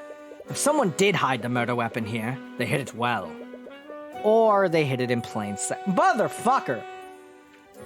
Look, I know how this case goes. This is the only case in this game that I will know how it goes, because the demo had the first case. I got to the breakdown, I got to everything, right? You can't just say that, because that's like, yeah, it's right there. Woo! You're just saying what, okay. I can't believe you made such an obvious mistake during your investigation. So let's talk about how you fucked up today. Let's talk about how you just fucked up, Oren. Oh, shut it with that. I would have gotten an earful from Steelwind about that mess. Well, you don't have to worry about me mucking things up. Steelwind's basically taken over the entire investigation. Wait, does she have the authority to do that? Normally, she wouldn't, but I know better than to go against orders from a noble. Right. It's definitely a strange power dynamic between them. But honestly, that girl sweats the details too much. She even had my men draw up a scaled map of the crime scene. Can I have that? Can I have that? Can I just... Wait, really? Do you have a copy? Sure, knock yourself out. Don't know how much good it'll do you. That'll do me a lot of good, I feel. Oh, right, I remember why this was useful. Okay, admittedly, this stream is going to be a lot of, oh, right, I remember that. That's not what I meant to do. I meant to do this, and I wanted to look at the map. So that's the entrance, and each block here is 5 feet. So, okay, yeah, I remember. Got it. Hee hee. All right, let's go back. Arya Steelwind. I heard that this was Prosecutor Steelwind's first trial. She must be pretty talented if that's true. A pain in my ass is what she is. That damn noble comes in here telling me how to do my job? I honestly have no idea what she's even doing in this line of work. I heard that she's from a renowned noble house. She must be a pretty powerful mage. Ha! Powerful is an understatement. The Steelwinds who came before her could turn this entire town into a glass crater. What? There's no way that's true. Right? You think you found everything you can here, but what does it all mean? There's no murder weapon to be found. In plain sight. Fuck you. And there's no obvious evidence of another person at the obvious evidence. Hey, you okay? You got quiet all of a sudden. Alright, just focus, close your eyes, and let everything else disappear from the world. Hey, you listening? So there's no clear evidence pointing to another killer. There is, however, evidence pointing to how Flintheart moved before his death. What? What can we tell about how Flintheart died? There's no blood trail leading to or from the body. What does this imply about the location of Flintheart's death? Okay, Flintheart didn't move after the murder. I remember this. Like this system. What? No, there was no blood trail where Flintheart's body was. The lack of blood trail tells us something important. Namely, where Flintheart was throughout the murder. Wait, what? Oh. No, wait. Now I'm confused. Flintheart didn't move. Oh, during the murder. I didn't see during, my bad. Flintheart died where he was attacked. He didn't move from his... Okay, so I thought they were saying, like, his body wasn't dragged anywhere to, like, help... Okay, my bad. He didn't move from his position at all. Yeah, I guess you're right. I'm gonna sneeze. Oh, God, that was a bad one. Holy shit. Actually, give me 1 sec. I'm gonna blow my nose. Hold on, I'll be back. Just give me 1 second. It won't be long. It will be fast. I almost said it won't be fast, but it'll be fast.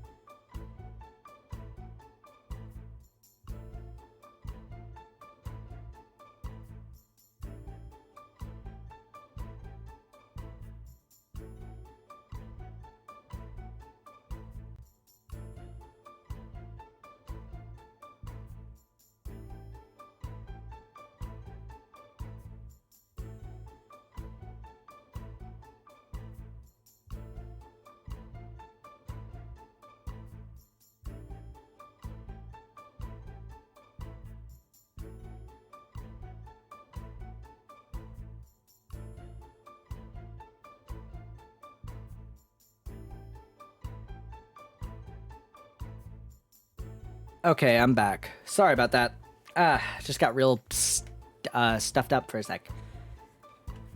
Oh shit, let me pull up I have to pull up chat again on my phone. Okay, I think it's up to date. It is, okay. Yeah, I guess you're right. There's also the autopsy report, which says that he died from a stab from behind. He was probably caught off guard and was too incapacitated to move anywhere else. This means that the attack happened at the exact position he fell over.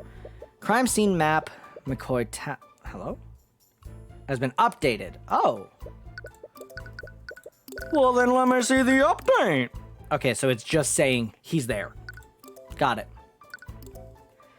There's also the shattered bottle of lotus juice. How did the bottle shatter? Fucking... Well, see, I know the reason, but I don't think he's gonna be able to deduce that here. Unless he's really that fucking good. I doubt it means anything, but the shattered bottle is right next to the body. Flintheart dropped the bottle during the attack. Flintheart dropped the bottle when he was attacked. From that, we can infer that he was holding it the moment before he was attacked. And that's been updated. Interesting! Okay, I mean, it's not... What's so strange about one bottle, though? It may seem like an insignificant detail, but that detail could help me infer other elements of what happened during the murder. Right. There's also the fact that the artificial lights were out. Were these candles here when you arrived at the crime scene, Orm? No. We had to light some so we could see the crime scene properly. We thought it was weird, too. The girl and her father must have had their argument in pitch black darkness. What can we infer about the state of the crime scene? So, they didn't light any candles to make up for the broken lights. So, the crime scene had no lighting during the murder. Because there's no way they were able to fucking, you know, get them suddenly. Like, in that moment. The crime scene had no lighting during the murder. Which has now been updated. Interesting. Okay, this is different from when I played it during the demo. The argument that Celeste had with Flintheart must have been spontaneous. They weren't planning to have a conversation in this room. In this darkness, Flintheart wouldn't have a lot of visibility. If he was stabbed from behind, he probably didn't see it coming. He was clearly surprised and was probably in too much shock to run away. Also, the bottle may seem insignificant, but he was holding it when he was attacked. Maybe he was pouring a drink for himself, or maybe it was for a visitor. Either way, the assailant must have been unseen by Flintheart. Kid? Or the assailant attacked him from his blind spot while his back was turned. Why would his back be turned, though? Was he distracted by something? Kid! What? What was that all about? Sorry, sometimes I just get lost in my own thoughts. He's just like me for real, bro. This motherfucker is treating this exactly how I treat shit like this. I feel like that's kind of how I was the entirety of Ace Attorney. Or like, the Great Ace Attorney. Yeah, well, cut it out. You're freaking me out. Right. Anyways, you think you found everything you can here. You should move somewhere else. Okay, move. Well, not there. Let's go upstairs. Maybe there's something important. Plus, we're already here, so... If people keep seeing you here, they're going to... Oh, I remember this. If people keep seeing you here, they're going to start asking questions. Leave the investigation to me. All you have to do is stay quiet until the trial's over. While heading upstairs, you spot the prosecutor having a conversation with someone. Seem to be in some kind of argument. Enough!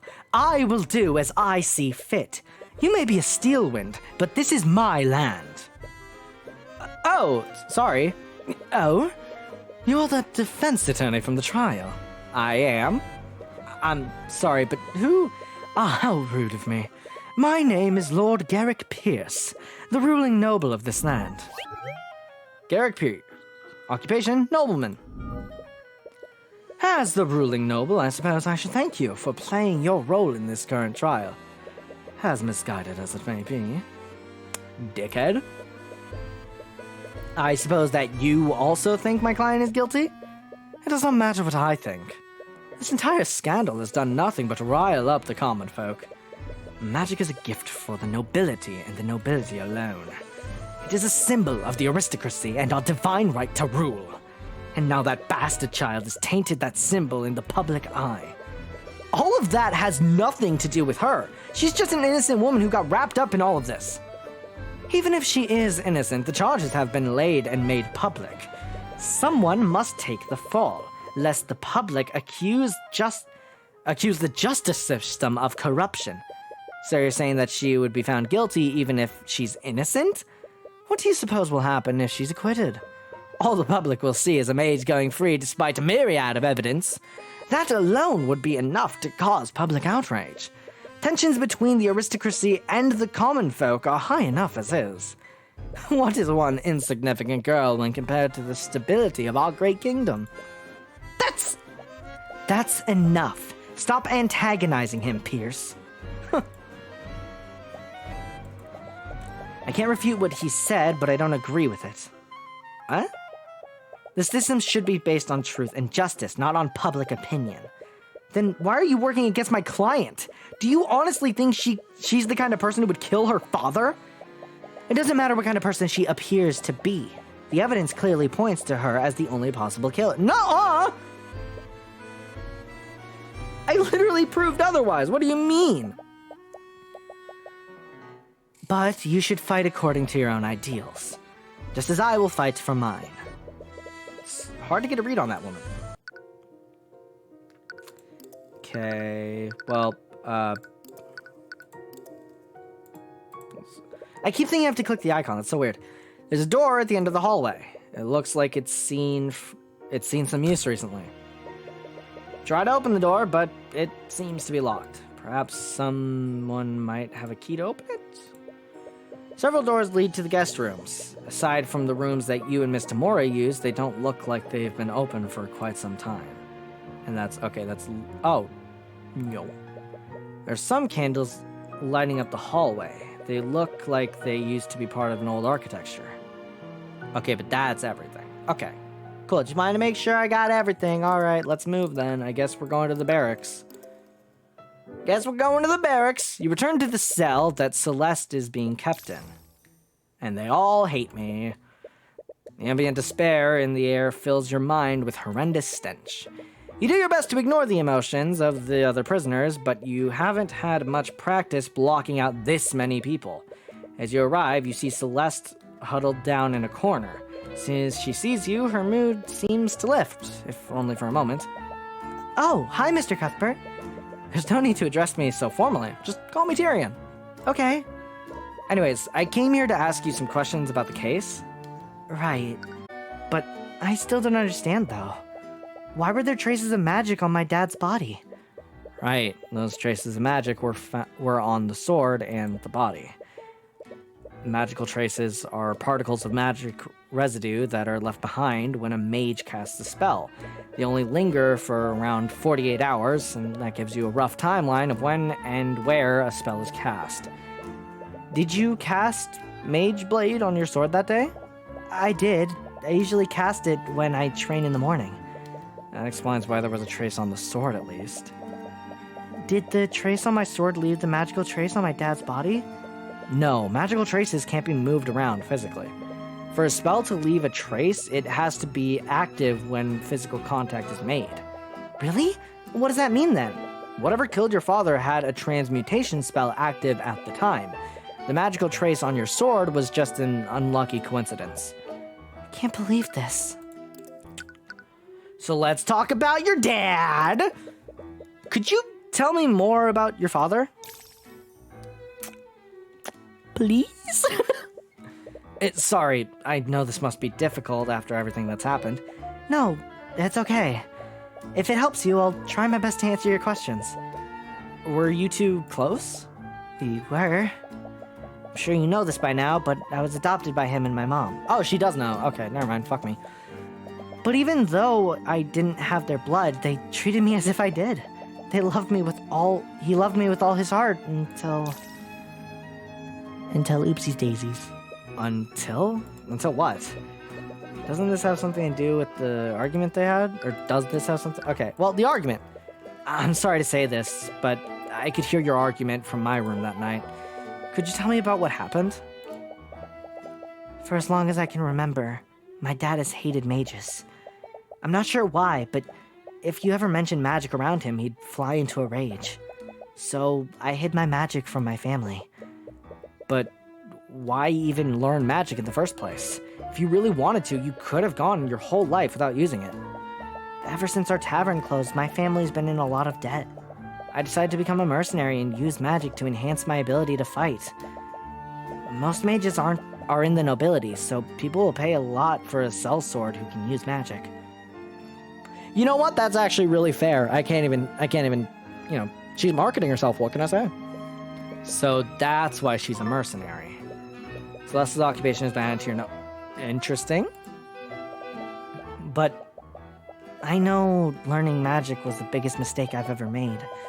On that night, my dad found my spell compendium. When he confronted me about it, I finally came clean to him. That's when he flew into another one of his rages. He shouted at me. He told me that I'd betrayed him and his family. I'm sorry. Can't imagine how that must have felt. I deserved every bit of it. I knew how much he hated magic, but I learned to use it anyways. He showed me so much love, and I just threw it all away. Don't say that! I'm sure he still loved you. No, I could see it in his eyes. He hated me. And he died hating me. You feel a sharp pain in your chest as you see that thought. Anyway, let's talk about the locked door. Oh, did my stream? Oh, shit. Huh. My stream crashed. Unfortunate. Let me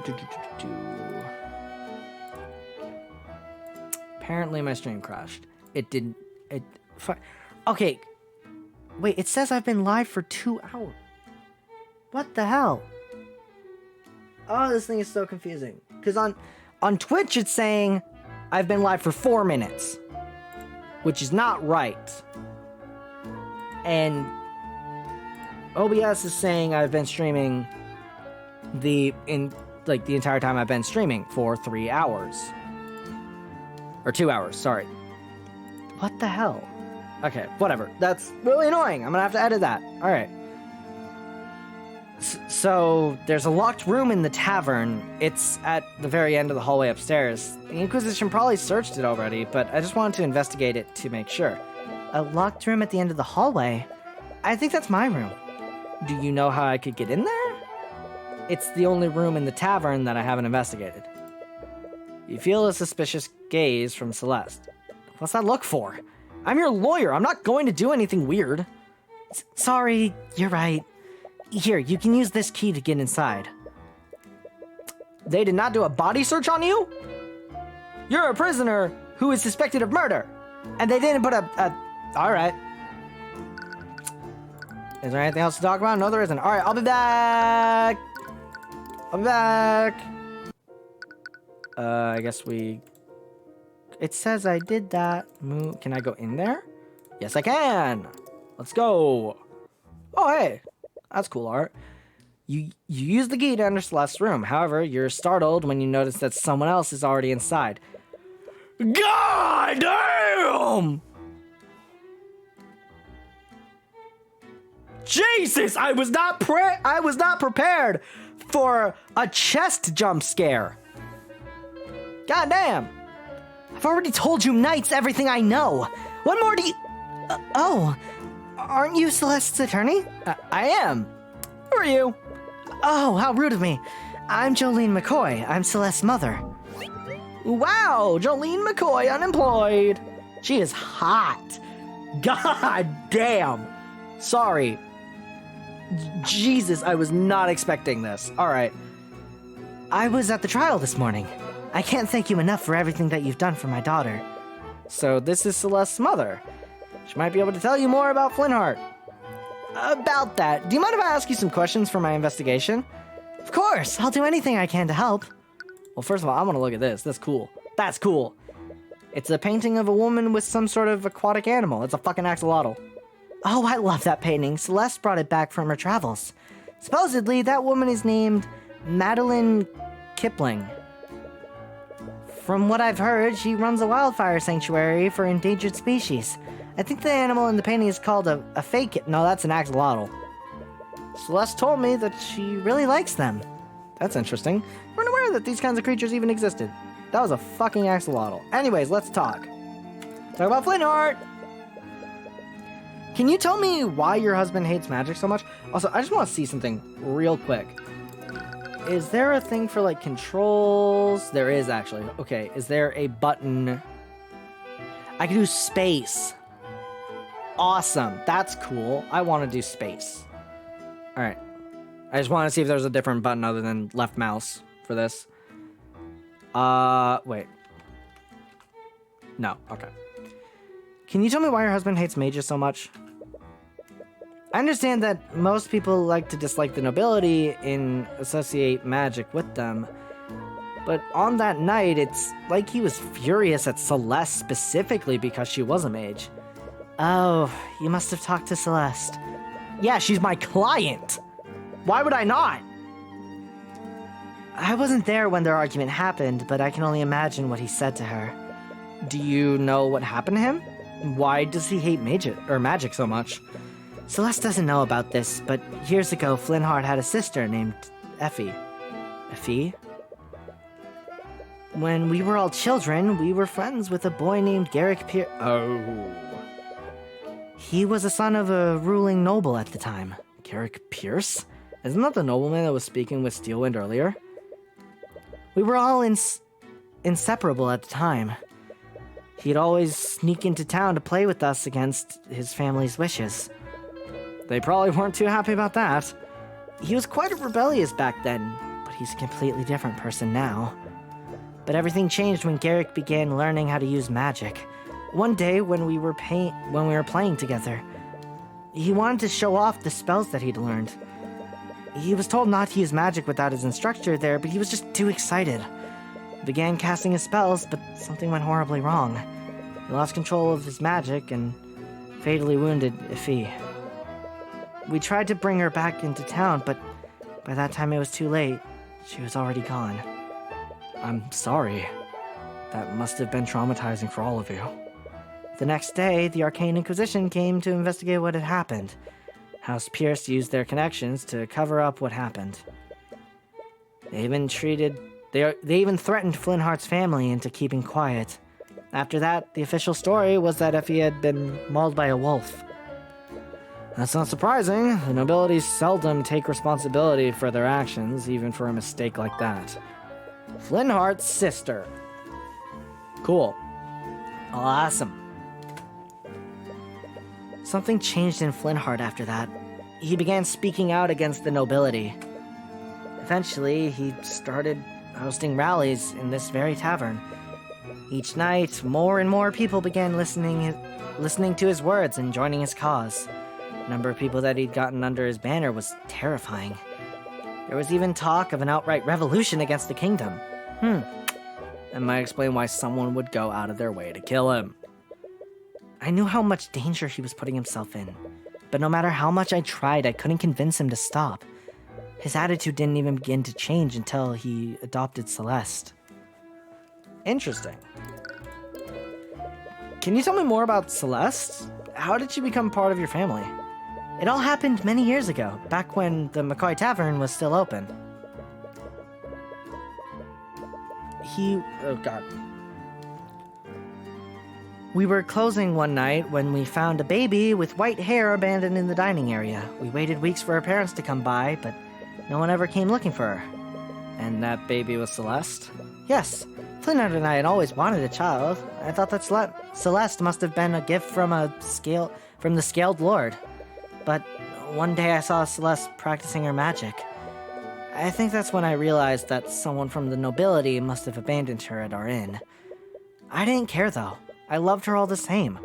I'm sure Flintheart did too. Wait, you knew that she was a mage all this time? I did. You haven't known her very long, but she's a terrible liar. Flintheart must have noticed too, but I think that he didn't want to believe it. That's my fault. I should have forced him to see the truth.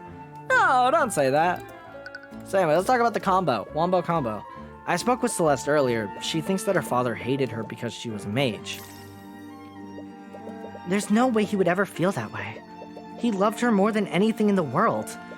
No matter what he said to her that night, nothing would ever change that. After seeing them together, you figured as much. Celeste was the world to him. When we adopted her, it was the first time in decades that I'd seen him so genuinely happy. You must have been really close. More than anything. Do you want to hear a story? Celeste had just returned from her travels. She wouldn't stop talking about this foreign drink that she loved. I think it was called lotus juice or something strange like that. Well, Flintheart did everything he could to have it shipped here.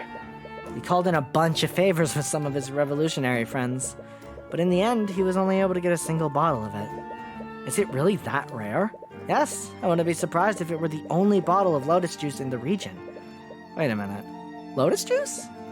Is this the bottle that Flintheart bought? You show her a picture of the shattered bottle that you found next to Flintheart's body. It is! Oh no, he was going to surprise her with it. I found the broken pieces next to Flintheart's. Well, I found them in the dining area. Huh, that's strange. He'd be keeping it in our room so she wouldn't find it. Really? When was the last time you saw it? Right before I left the house that night. It was right before their big argument. So it wasn't just laying around in the bar. You decided to retrieve it after the argument. Chat about lotus juice been updated. Alright, you think you've investigated everything you can for now. But there's still one last thing you need to do. You're ready yourself for one last conversation with Celeste. Thank you for telling me what that thing was, because I genuinely would not have been able to guess. Oh, you're back. Did you forget something? Actually, there's one last thing I wanted to talk to you about. Oh? Earlier you said something that I can't let go. You said that your father died hating you, but after everything I've heard about him, I don't think that's true. Your father loved you, Celeste, even in his final moments. You desperately want to reach her. If she keeps believing that he hated her, that thought will eat her away for the rest of her life. You know that better than anyone. He's just lying to make me feel better. But it looks like it won't be that simple. You'll need to win an argument against her if you want her to see the truth. Alright, let's fucking argue then. Celeste believes that her father died hating her, but after seeing them together and learning about them, you know that can't possibly be true. You just need to convince her of that. Okay. Go! Let's do it! Argument! I know you're just trying to make me feel better, and I really do appreciate it. But everyone knows that my father hated mages. He's always hated magic, there's no reason behind it. There is. He's always hated magic, there's no reason behind it. Present! His dead sister. I don't know if it's my place to say this, but there's a reason why your father hated magic so much. Huh, let me hear this!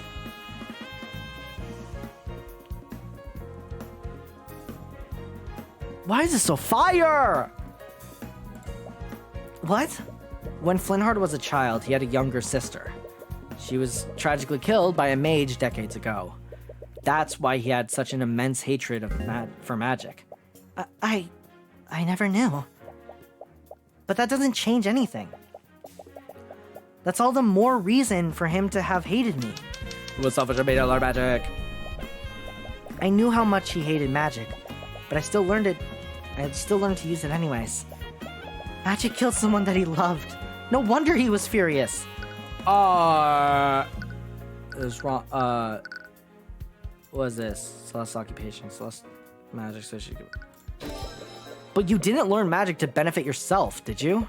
You learned it to save your family after your tavern was shut down. That's... You're a good person, Celeste.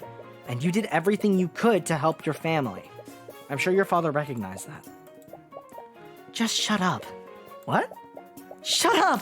Just stop it! Whatever composure she had before is slowly breaking down. You weren't there. You didn't hear what he said to me. In his final moments, he could only think about how I betrayed him. I could see it in his eyes. There's no way he would ever forgive me. Oh, really? Bottle of lotus juice! Take a look at this picture, Celeste. What? A shattered bottle? Wait, is that a bottle of lotus juice? Do you know where I found this? On the floor on your family's inn. What? That can't be true. I tried to find it here, but no one sells it in Wyverngard. Your father knew how much you loved it. You love this drink. He called in quite a few favors just so he could have it imported for you. What? He did that? Your father didn't hate you, Celeste. He loved you more than anything. That doesn't change anything. If he did all that for me, it was before he knew about my secret. I'm sure he would have never done that if he knew the truth. That's not true at all. What the hell would you know about him? You barely even knew him. How could you possibly know how he felt about me? Don't you think I want to believe that he still loved me before he died? But I know the truth. There's no way he would ever forgive me for what I did. It's not just the fact that he bought that drink for you. It's also where the bottle was when it shattered. What do you mean? Your mother said that the bottle was I'm so bad at reading. Mother said that the bottle was stowed in her room before your argument, but I found the shattered bottle in the lobby where his body was. I ran into him before I went to look for you. He was going upstairs to his room. That can only mean one thing. He went to retrieve the bottle after your argument ended. What? Why would he have it? It's because he was going to give it to you, Celeste. He was going to give you a gift to apologize for what he said to you. He was going to apologize? Your father loved you, Celeste. And as tragic as it is, he was going to try to apologize to you before he was murdered. I don't like this. My daughter, working as a mercenary of all things. Come on, Dad. You know I can handle myself. I don't doubt it. But you still shouldn't have to risk your neck for our sakes. They closed the inn, Dad. We won't be able to survive unless I do this. Just be careful, okay? I don't know what I did. I don't know what I'd do if anything happened to you. No matter what anyone says, you're our daughter. And we'll love you until the day you die. Until the day we die. Dad, how could I ever think that? I'm sorry. I'm so sorry. Dad. Celeste had barely been keeping together throughout the whole argument, but a realization is finally causing her to break down. She begins crying loudly as she quickly embraces you in this cold, dark place. She probably hadn't felt warmth of any kind for days. You're caught off guard and feel a little embarrassed, but you comfort her while she vents her emotions. We won the argument! that just feels funny. Are you feeling better? Yeah, I think I'm okay now. I've been thinking such horrible things this entire time. She looks at you and gives you a warm smile. It's probably the first time you've seen her genuinely smile like this since the whole ordeal started. Thank you. But is everything really going to be okay? I'll make sure of it. Oh my god. I'll get justice for you and your father. It doesn't matter who stands in my way. Even if they're a man, king, or god. That shit goes so hard.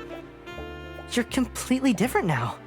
What happened to the nervous wreck from before? Please forget about that.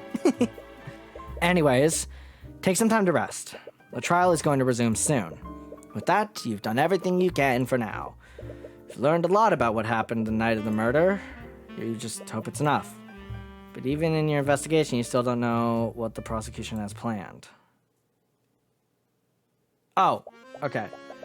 Has Pierce told you all of the details, Mr. Rudolph? Will you remember them? Yes. I pride myself on my etiquette. My... eidetic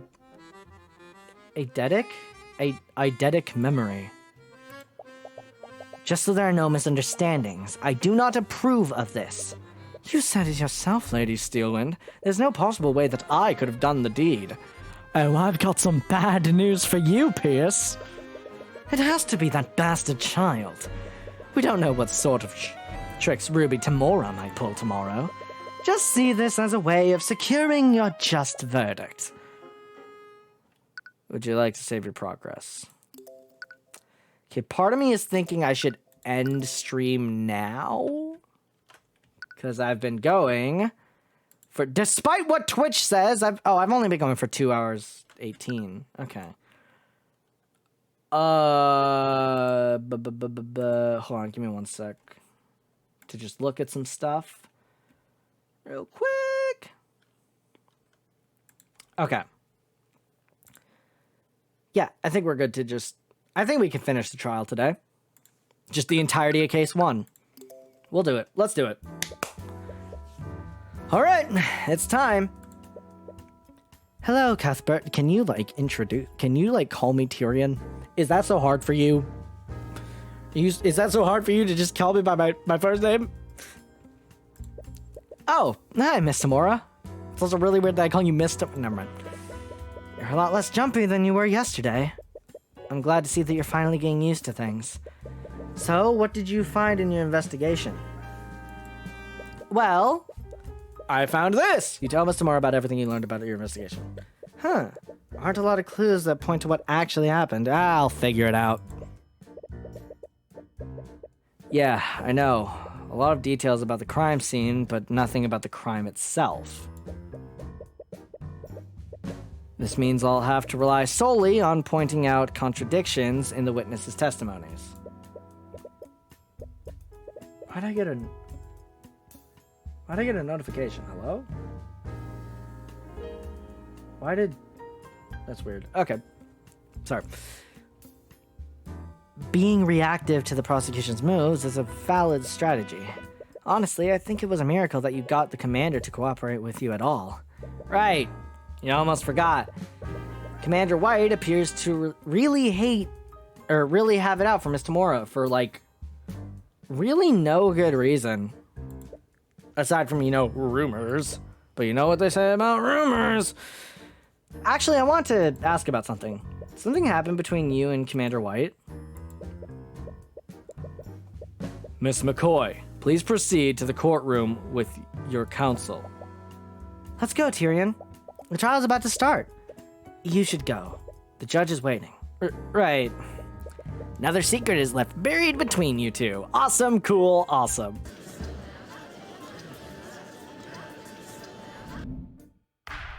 Fucking anime! Court is now resumed for the trial of Celeste McCoy, and hopefully nothing bad happens. Let us review the proceedings from yesterday. Yesterday, the defense presented some shocking oversights made during the investigation. Also, I grabbed a snack that was on my desk from before stream, so I might just move away from my mic and just bite into one of these every now and then, or just eat one. I don't know why I said bite into one. I'm gonna bite it and not eat it. So just.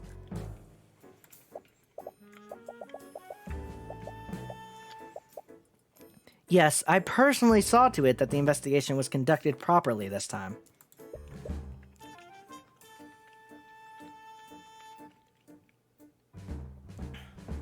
I see. Sorry, I'm really hungry. Suppose that puts my mind at ease. At yesterday's trial, we found an inconsistency between the crime scene photo and the autopsy report. Because of this, the defense tried to push the following narrative: that a third party must have interfered with the crime scene to frame the defendant. However, the prosecution has discovered another explanation. No, you didn't. Because of that, the individual who discovered the body would like to testify, as we saw that night. Or what he saw that night. His eyewitness account will clear up what actually happened. Interesting. It was my understanding that the individual in question wanted to remain anonymous. Supposedly, this witness was within the gallery of the trial yesterday. After yesterday's proceedings, he felt the need... I completely autofilled. I was gonna say he felt the need, but that's not what it says at all. He felt that he couldn't stay silent any longer. So that's our plan. But why would the witness change his mind like that? Did stealing persuade him? Or something else happening here? Very well. Let's hear from this witness. God, I keep autofilling. Hey, buddy.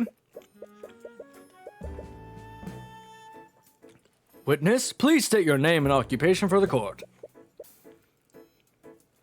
My name is Riss Reginald Rudolph. I'm assuming that it's pronounced Riss?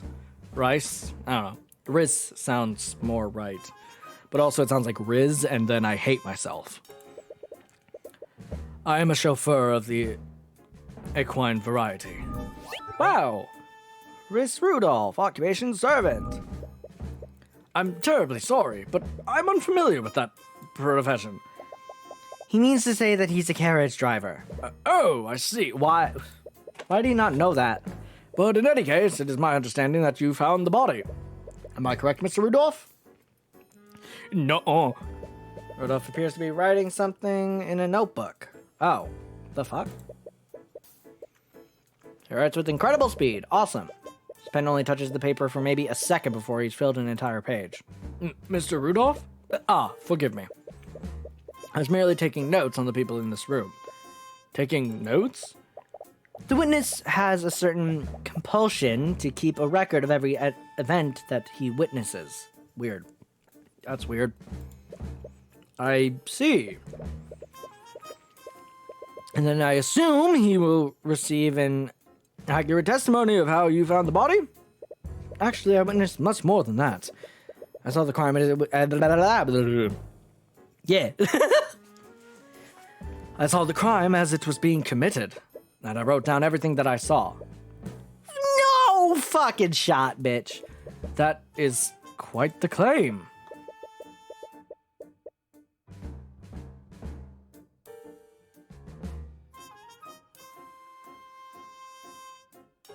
Sorry, Ed. Something stuck in my throat. Oh, God. It's still there! Okay. That's true. Why did you choose to remain silent until now? We had initially concluded that the evidence alone was decisive enough. Therefore, we saw no need at the time for his testimony. However, those circumstances clearly changed during yesterday's trial. There's no way the prosecution wouldn't leverage eyewitness testimony from the start. Something else is happening here. Very well. Mr. Rudolph, please testify to the court about what you saw that night. Witness testimony. Yay. I was transporting a client in my carriage that evening. We were driving by the McCoy Tavern when we heard a disturbance. This occurred at 1:28 a.m.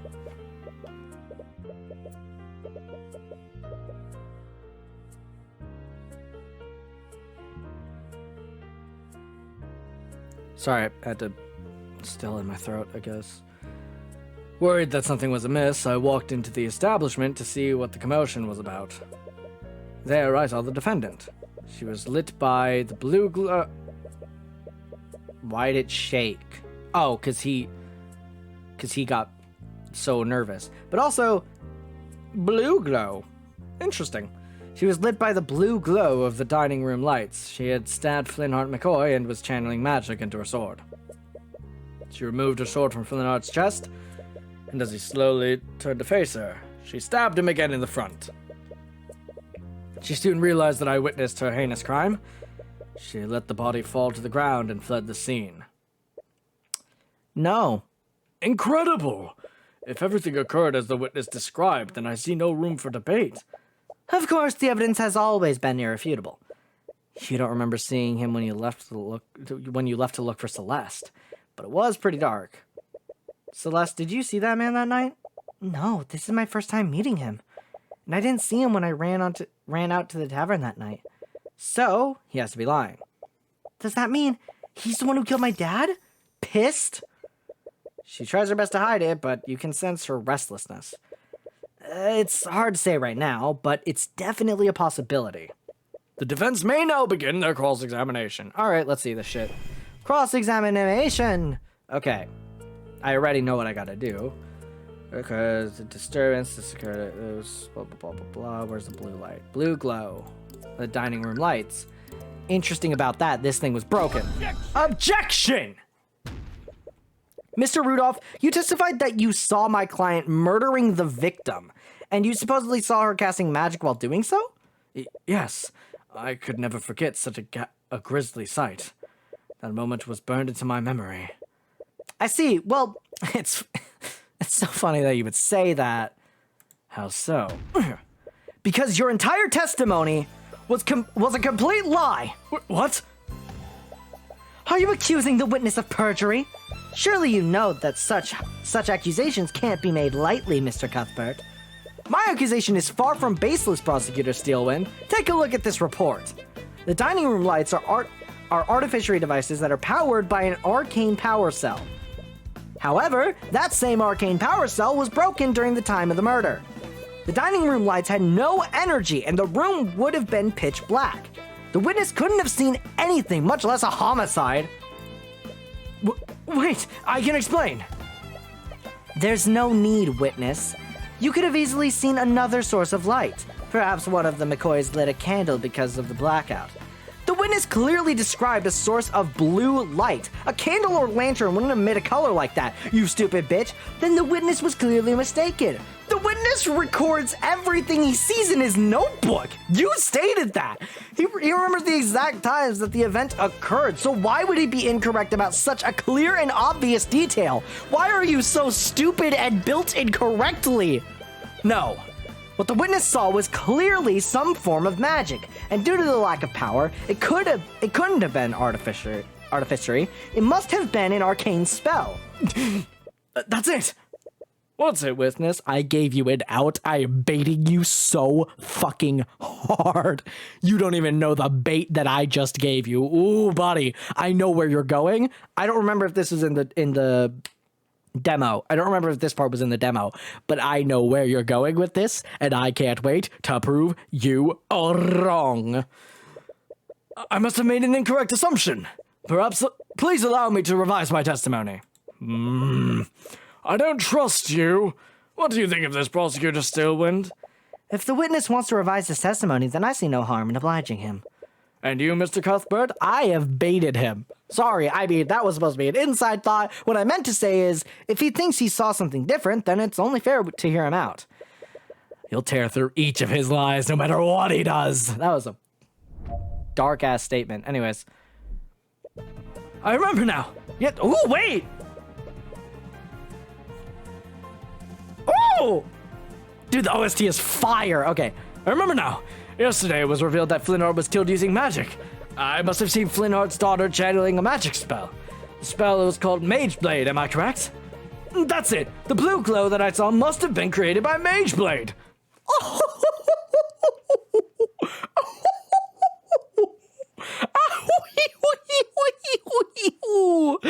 Are you sure about that? I see. So the blue light that you saw came from the defendant's magic. Mr. Cuthbert, you may proceed with your cross-examination. With pleasure.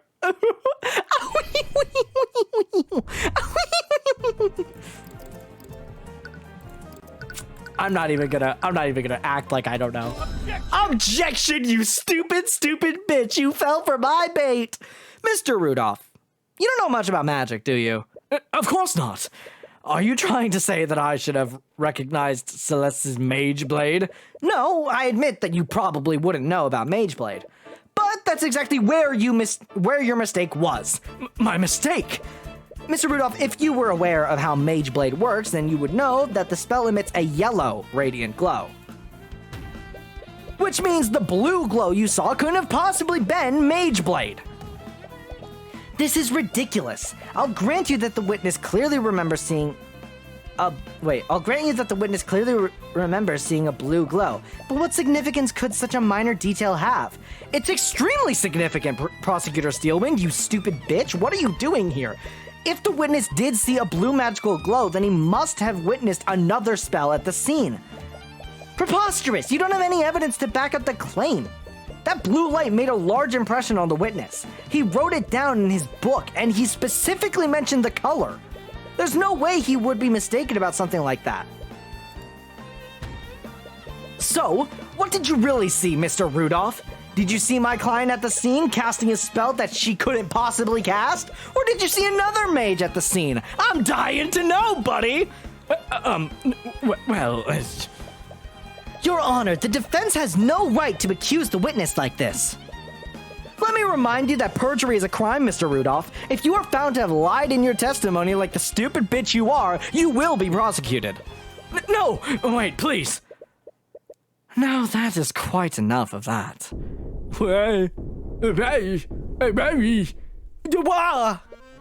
Okay, I gotta change some of these settings. Give me 1 second here. I'm gonna do this. Up that. Let's try this. Is that good? Oh, wait, okay. Let me look at the audio. Okay, that looks a little better. Garrick Pierce suddenly steps down from the gallery and walks to the witness stand.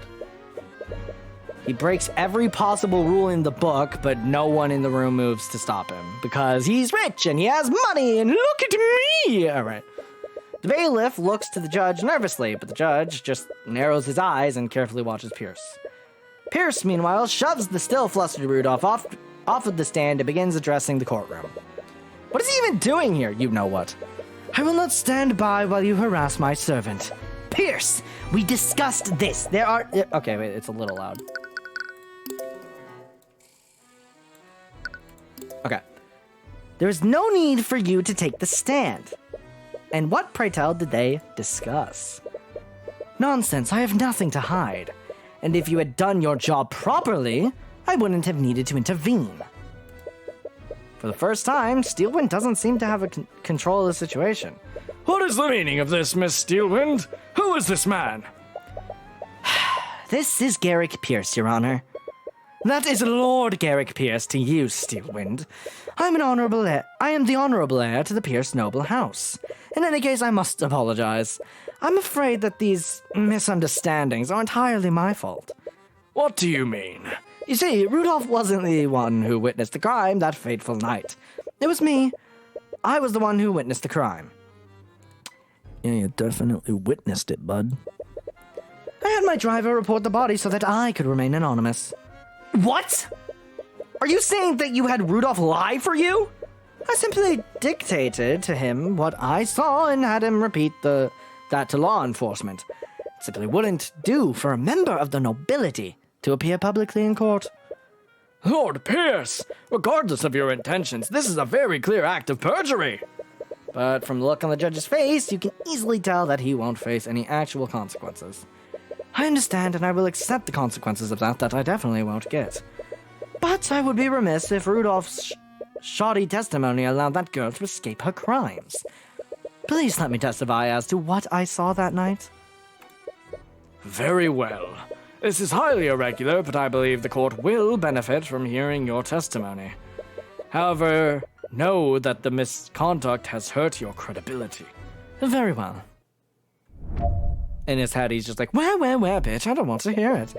On the night of the murder, I found myself unable to sleep, so I went on a leisurely carriage ride around Cornhaven.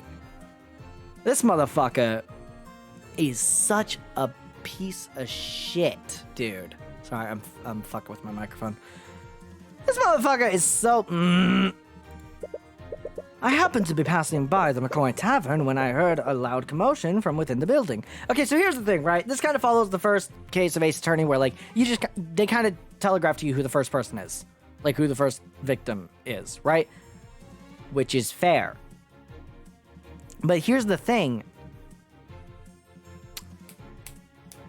Sorry, having a stroke.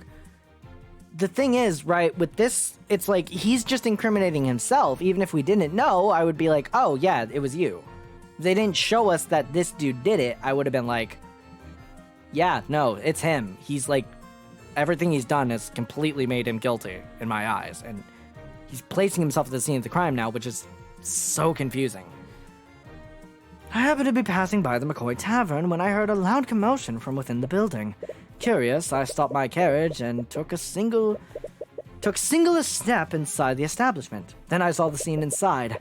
Saw the defendant stabbing that poor man twice with her sword. Garrick Pierce. He's a member of the nobility. That means that he's probably a mage, right? And he's the only other mage that was there that night. Does that mean... There's no doubt about it. He's the only person that could have left a trace of transmutation on the body. He has to be the mage that we're looking for.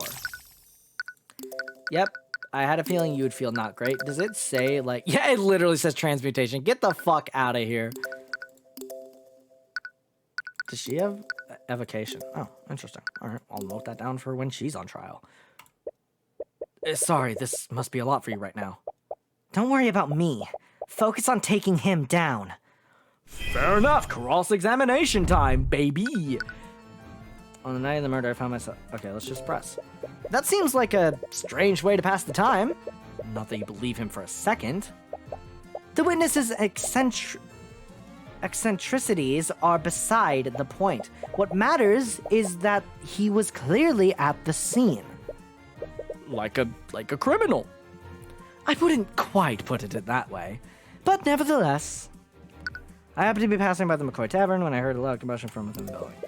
I'm guessing this commotion was the argument between my client and the victim. One would conclude that, yes. As we all know, both of them became quite loud during their argument. It's not unreasonable to say that the witness heard them from his carriage. Yeah. Curious, I stopped my carriage and took a single step. Hold on. Does this have a radius of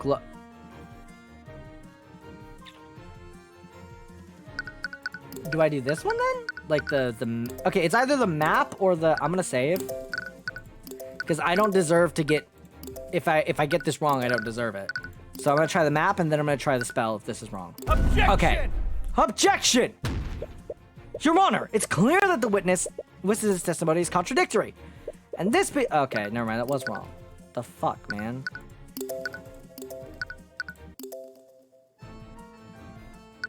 Present. Then I present the spell then. Objection! No, what? Your Honor, it's clear that this piece of evidence proves it. I fail to see how this proves anything, Mr. Cuthbert. Oh, I guess you're right. Look at his little fucking smile. Look at this fucking guy. He's just a silly little dude. He's ripped as hell, though. I'll say that. Oh, there's no punishment.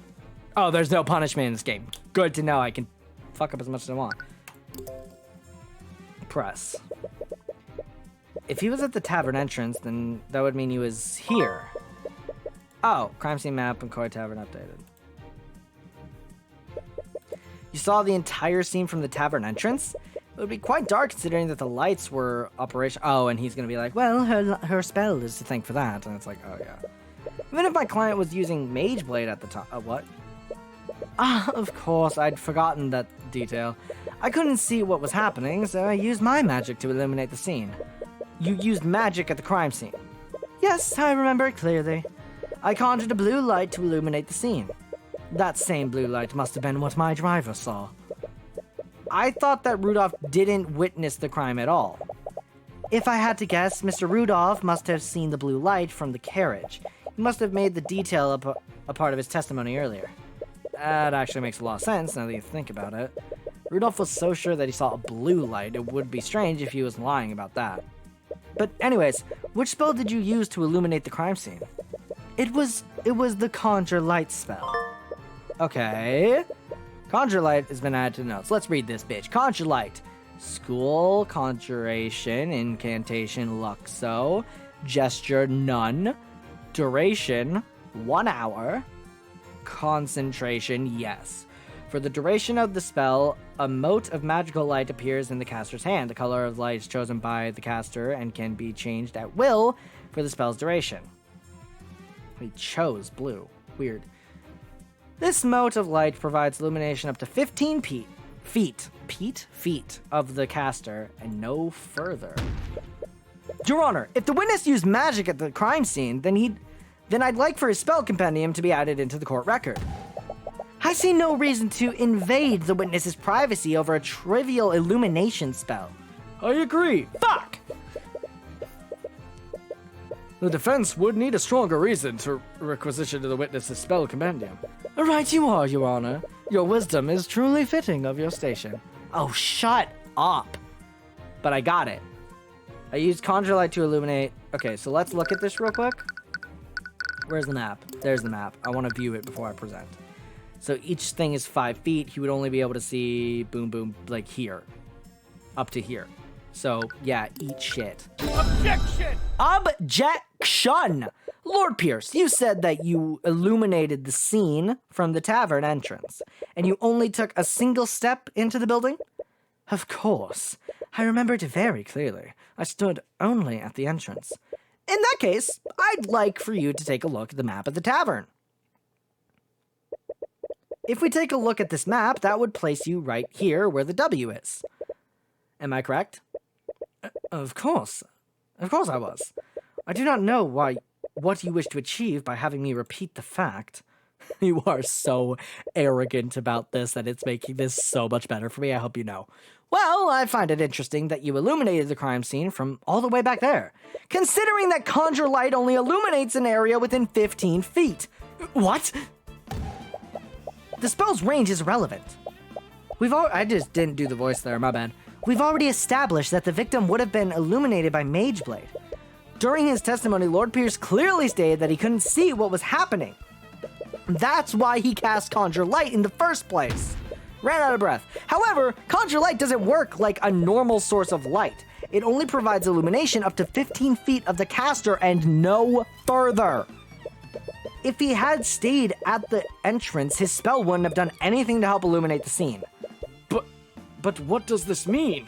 Lord Pierce, did you illuminate the crime scene or not? Well, I can answer that question for you, Your Honor. Lord Pierce did illuminate the scene of the crime. He illuminated it because he was standing right where it happened. Mr. Cuthbert, are you trying to say that Lord Pierce was that close to where the murder occurred? How would that be possible?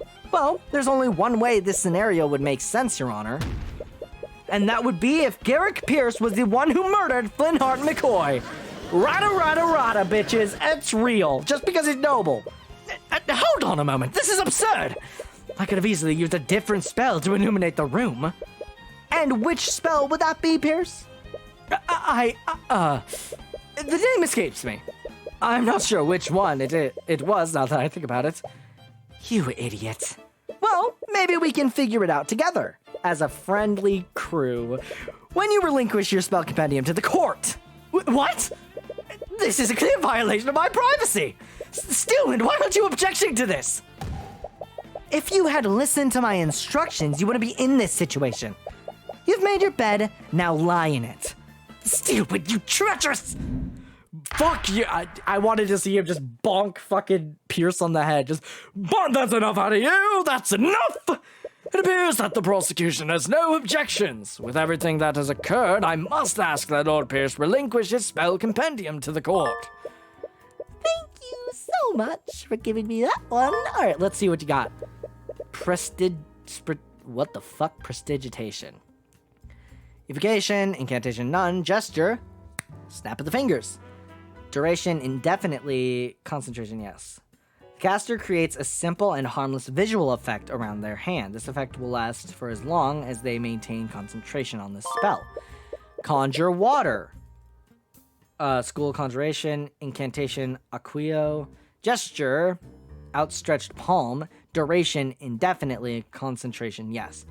Causes water to magically flow out of the caster's hand. This water will flow so long as the caster maintains concentration on the spell. Okay.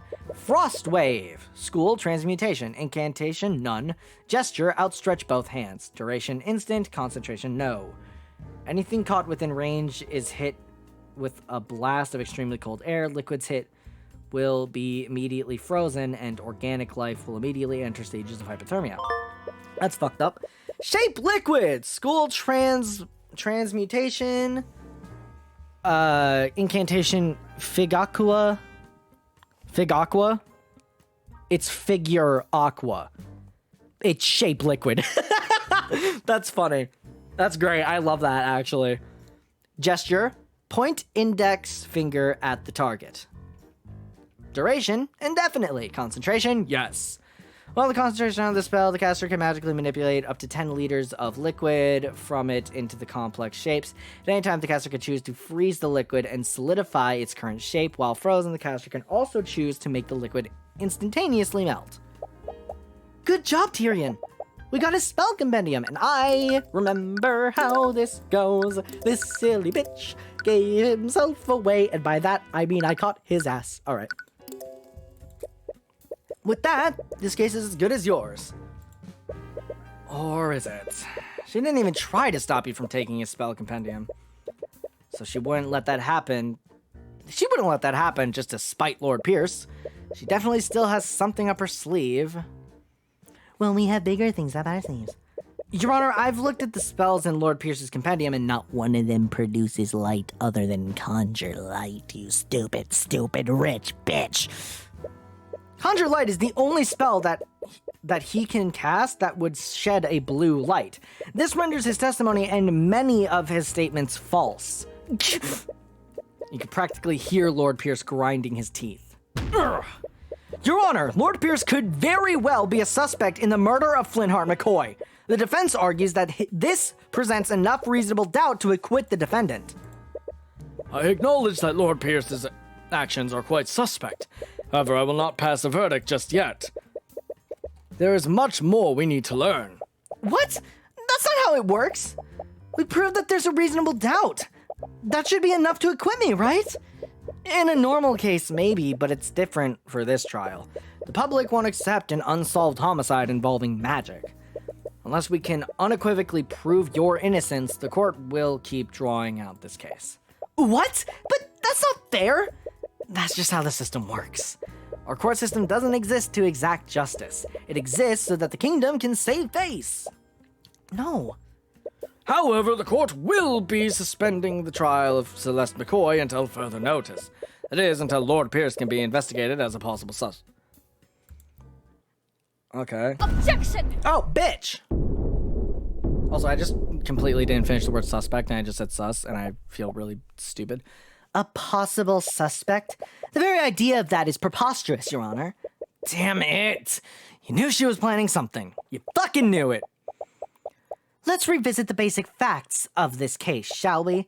Flintheart McCoy was murdered using a blade with a transmutation spell active on it. What's crazy is this is transmutation, and I think that's actually his only transmutation spell. Never mind, he's got Frostwave, but I'm just saying. both Frostwave and Shape Liquid would perfectly work for this, but we're gonna move on. Yep. Mr. Cuthbert, why don't you tell me the spells that Lord Pierce knows? Alright. His spells are Prestidigitation, Conjure Light, Conjure Water, Frostwave, and Shape Liquid. Ah! Oh no! A wall has been hit! I can't possibly get over this! No way! None of them are the sword thing! What? You've realized it too, haven't you? Lord Pierce doesn't know any transmutation spells that can be channeled through a solid object. You're not wrong. It's not a solid. It's a liquid in a shape. Like, come on. I want to make it clear real quick, because I know when I do this with, like, Ace Attorney, I don't really feel bad about it. I do want to say I'm not, like, being judgmental or I'm saying this is bad or anything. This is great. I'm loving this. I'm just saying, like, she's dumb. I think this is incredibly well written, especially for, like, you know, this kind of style of gameplay. But she's really fucking dumb. Like, the character is stupid. It's like, oh, well, actually, never mind. She's not dumb. She doesn't know the water, I guess. Or the lotus juice. What? I feel like we should be like, oh, duh. But, I mean, I get why we're not. That can't be right.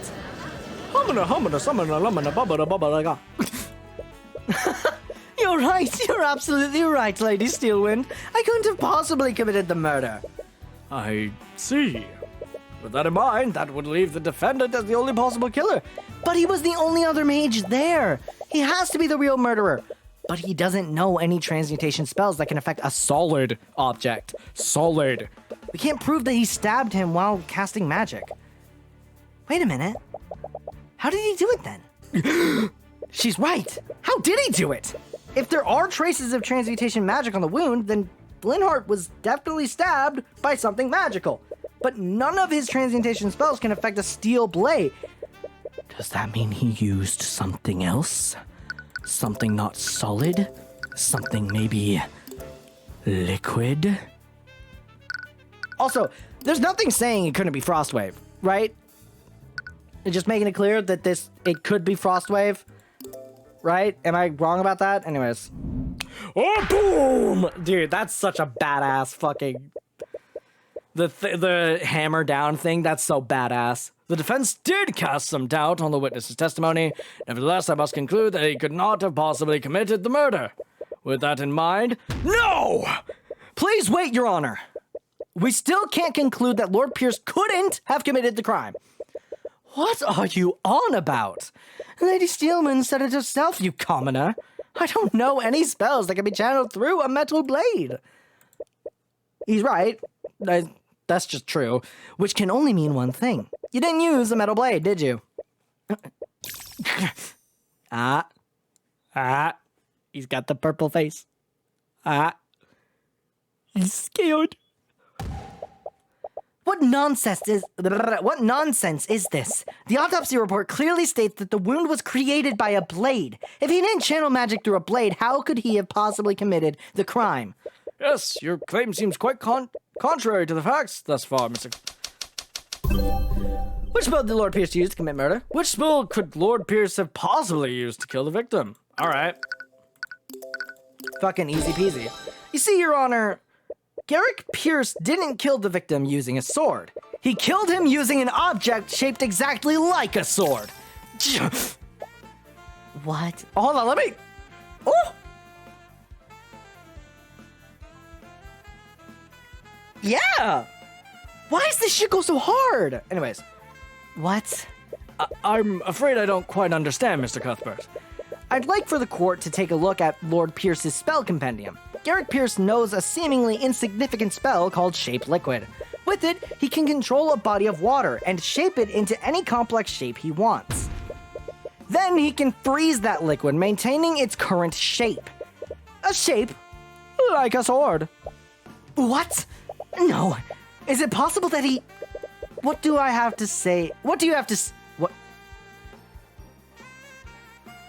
That's a typo. I'm gonna say it anyways. What do I have to say for yourself, Lord Pierce? What do I have to say? Pierce's breathing becomes more frantic. He's clearly not used to being put in a corner like this.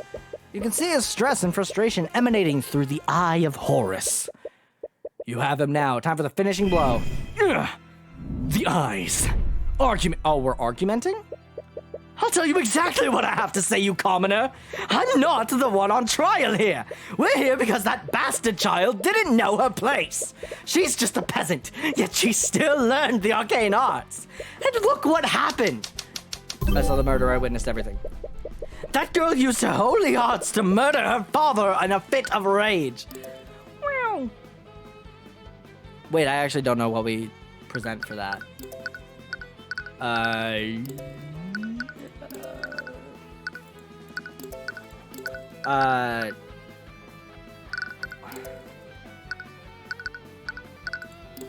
The map? I don't know what we're... Hold on. Let me look at this. I saw the murder. I witnessed everything. Okay. And how, pray tell, did you see everything? If you recall, you testified that you only took a single step inside the inn, but you would have needed to be within 15 feet to see my client with Conjure Light. This again? If you're going to keep treading on that one detail, then I'll admit it, I stepped further into the inn. I kept that detail out of my testimony, all because I knew that you'd use it to cast suspicion on me. Lord Pierce. He omitted. Okay. But didn't you just keep that detail from your testimony? But you didn't just keep that detail from your testimony, did you? You testified the opposite. That makes you guilty of committing perjury. No! I mean, you miserable wretch! Oh, perjury by Garrick Pierce. And let's not stop there. For your story to be true, you would have needed to be within 15 feet of my client, according to your testimony. My client had just finished committing a murder. Wouldn't she have noticed you? If you were that close, then you would have surely been close enough to apprehend her, so why didn't you? Don't you have a duty to your citizens? Shut up! Shut your dirty peasant mouth! That woman was armed. I had no reason to put my life in danger. She was wielding her sword after the murder. I was terrified when I saw her holding that bloody sword. My life was in danger, not my wife. I'm single, probably. I don't know. Anyway, here's a photo of the crime scene where that's just not right, you fucking idiot. But that can't be right, can it, Lord Pierce? This photo of the crime scene shows that the sword was left in the victim's body. How could she still be wielding her sword if she left it there? What? Damn you! Damn you! Steelwind, why aren't you saying anything? What? Prosecutor Steelwind has lost her usual air of confidence. I find it strange, though. Even when you had the advantage, she always maintained her usual poise. Lord Pierce, please pull yourself together. How can I remain calm when this charlatan is trying to frame me? This is a complete travesty of our justice system. I came here to reveal the truth and testify against that crap at all. No, you didn't. And what do I get instead? Slander from the lowly defense attorney? Oh, that's adorable. That's adorable. You did perjury, motherfucker. You talk about justice, but you committed several acts of perjury to twist the outcome of this trial. You're clearly not acting in good faith. You don't care about the justice. You just want to further your agenda. So admit it, Pierce, you created a makeshift sword using shaped liquid, and you used it to impale Flintheart. You shoved my client's sword into the wound while the remnants of the real murder weapon evaporated. It was a perfect crime, wasn't it?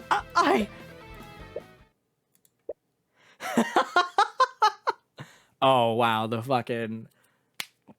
I forget his name. It was Christoph Gavin. Yeah, the Christoph Gavin laugh. Nice. What?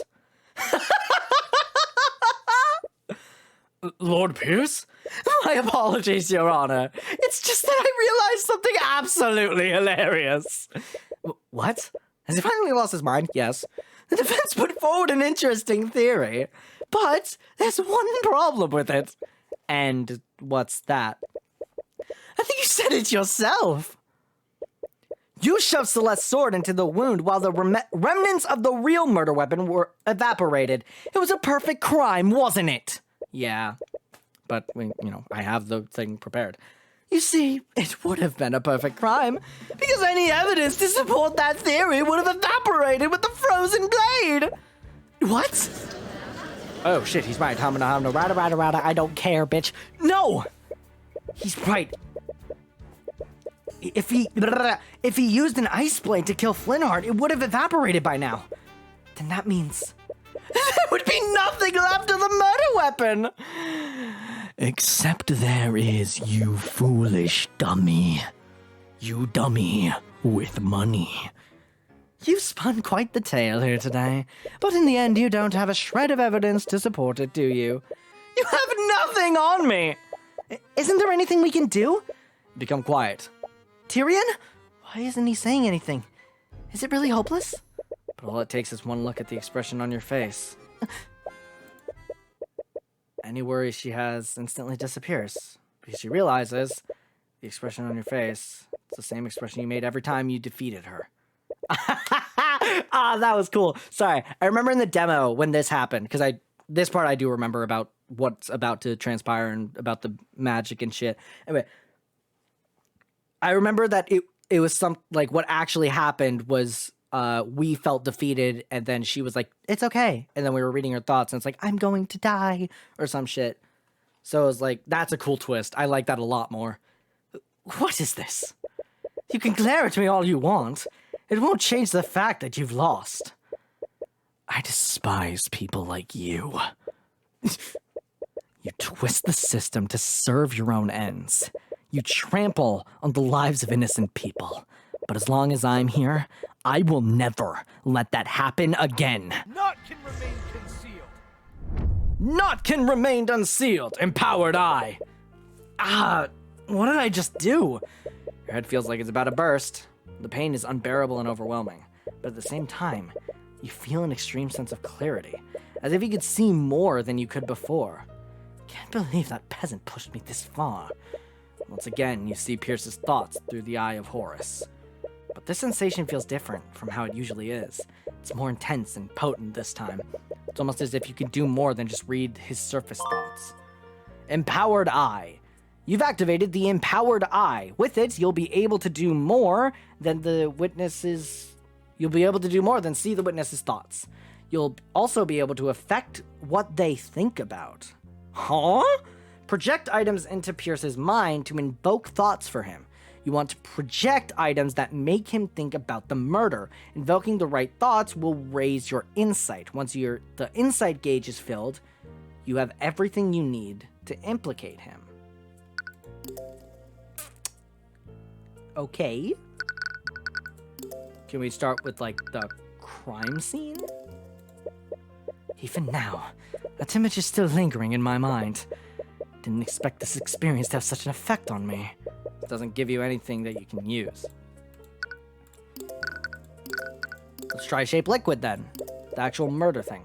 After all the trouble I went to, I can't believe that lawyer figured out the spell I used. Well, no matter. It's not as if there's any evidence to prove that I used it. I'm lucky that old fool had that bottle of water with him. Boom! Just like that! He admits it! Water from a bottle? Wait, a bottle? Well then, as riveting as this has been, I believe it's time for me to take my leave. No! Now wait a minute, Pierce. What is it now, you wretch? I'll say it as many times as you need to hear. There is no evidence of a liquefied weapon at the crime scene. My fucking dick! You're right, Pierce. If you did use Shape Liquid on a body of water, the murder weapon would have evaporated entirely. It seems you've finally gotten that fact through your thick head. Bravo! But let's not get ahead of ourselves, Pierce, you silly, silly rich bitch. What if you didn't use Shape Liquid on a body of water? What if it was another type of liquid? What are you going on about? Pierce, Shape Liquid doesn't just work on water. Did you know that? I don't think you knew that. It works on all kinds of liquids. This shattered bottle contained a liquid, the liquid that you cast your spell on, didn't it? You show him the picture of the shattered bottle of lotus juice. That bottle. Pierce, I found this shattered bottle on the ground near the victim's body. I wonder what caused it to shatter. You must have decided to use any liquid you could find. Luckily for you, the victim was holding the perfect quantity of liquid in his hands. I wonder, Lord Pierce, if we had someone analyze the broken pieces of this bottle, would we find traces of transmutation magic? You are. You little... That still proves nothing. So what if there are traces of magic on a shattered bottle? You still don't have a murder weapon. I wasn't finished, Pierce. What? You see, the liquid contained in this bottle wasn't water. It was soda. So? What difference does that make? A blade of ice made out of water would have evaporated entirely. But a blade of ice made out of soda would leave a puddle of dried residue. No, it can't be. I'd wondered why there was such a circular trace of magic under the body. If we checked the outline of the trace, I'd bet we'd find a dried puddle of soda residue. That would prove that you used your magic on that soda. There's your murder weapon, Pierce! Oh, fuck yeah. And that's checkmate. Oh, that felt good! That's a fire ending. That's sick. Bailiff, tell Orem to analyze this crime scene at once. We must determine if this puddle of soda residue exists. The time window to find traces of magic is closing. Aye. So, we had our team search the crime scene for the soda puddle. Really can't believe it, but we found it. In fact, the outline of the dried soda lines up exactly with the outline of the trace of transmutation magic. We checked the broken bottle, too. There were traces of transmutation magic on it as well. There's no doubt about it, someone used magic on that soda. I see. Thank you, Orem. Please escort Lord Pierce to the stand. Sup, bitch. What do you have to say for yourself, Pierce? What do you think you've accomplished here today? Do you honestly think you can indict me? I think that's indict. That or indict. I feel like indict. Whatever, indict. Do you think you can do that thingy that says there to me? I'm an aristocrat from the highest echelons of our society. I've never seen that word spelled. That fool of a man was an insurgent. He was a threat to society, and I did my civic duty by removing him. Objection! Bailiff, please escort the witness to a holding cell. Steelwind? First-degree murder was punishable by execution, Lord Pierce. I suggest you remain silent, lest you incriminate yourself further. What? You can't be serious! Shut your insidious mouth! Well, what are you all waiting for? Take him away. Yes, take him away at once.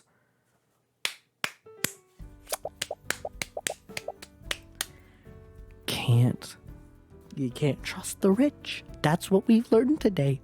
And that's probably gonna be the title for the next stream of this game. You can't trust the rich. I can't believe it. We actually won.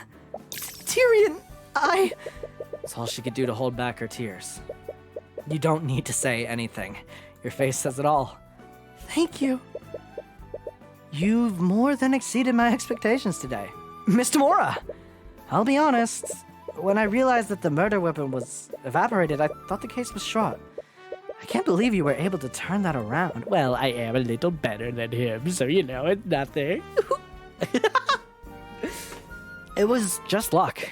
If he had used water, we would have been done for. It had nothing to do with luck. You were able to deduce which liquid used.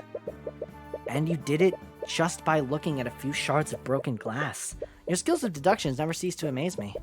That's not exactly true, but with Celeste there, you can't tell her about your new ability. You all are quite lively. There's no need for such hostility, though I wouldn't expect any less from the Hound of the Eye Taker. Hello? Are my eyes someone else's? Hello? Wait, what does she mean by that? Hold on, I have special eyes? And she's my guardian, and she's the eye taker, quote unquote. I'm starting to think my eyes aren't my eyes. You glance at Miss Tamora, but when she meets your gaze, she immediately looks away. Oh, brother, she can't look into my eyes. Looks like she's focusing, almost as if to protect herself from a certain eye. Ooh.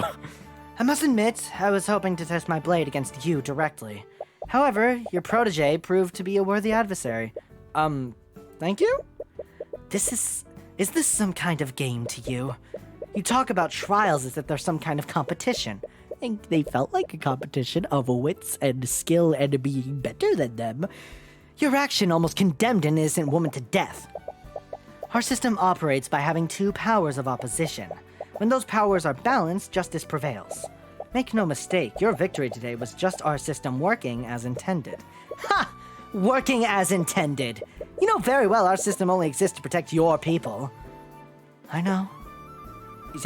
Sorry, what? Huh? Maybe we can trust this Rich. I don't know about anyone else. Arya, she's kind of like on the fence. I don't know if we can trust her yet or not trust her yet, but she's, she's a maybe. Every other rich person, we can't trust them.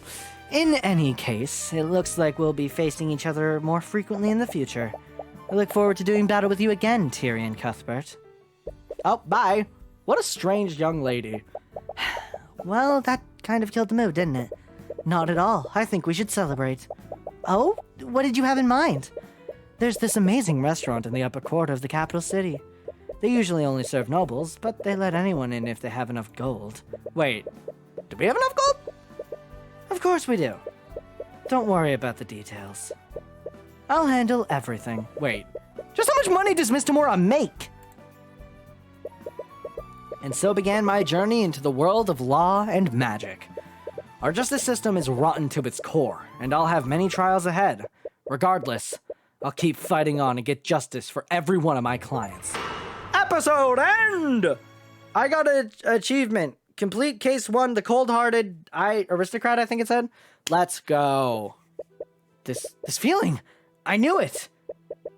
Oh, this is the girl who showed up, or I don't know if they looked like a girl, but also, that says a lot about me. His radiant soul is finally awakened. I can't believe it. I've been waiting for so long. I feel like I might do the...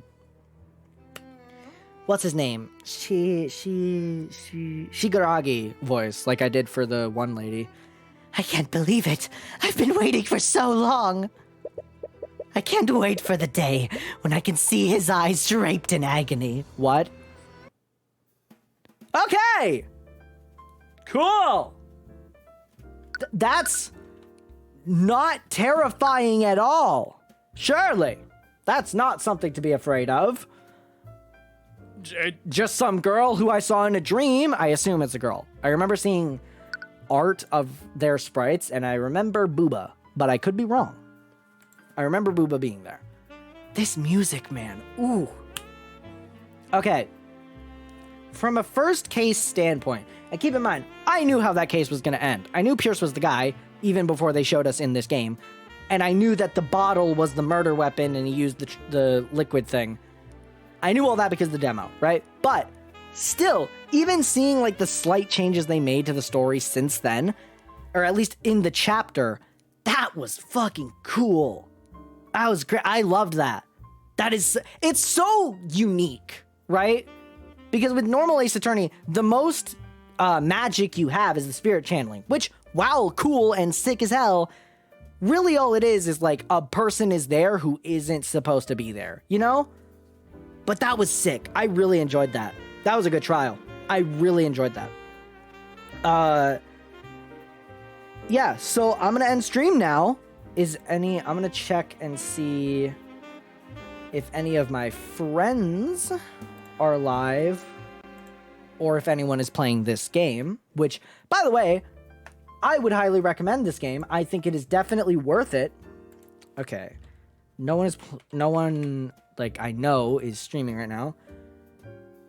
Okay, we got people.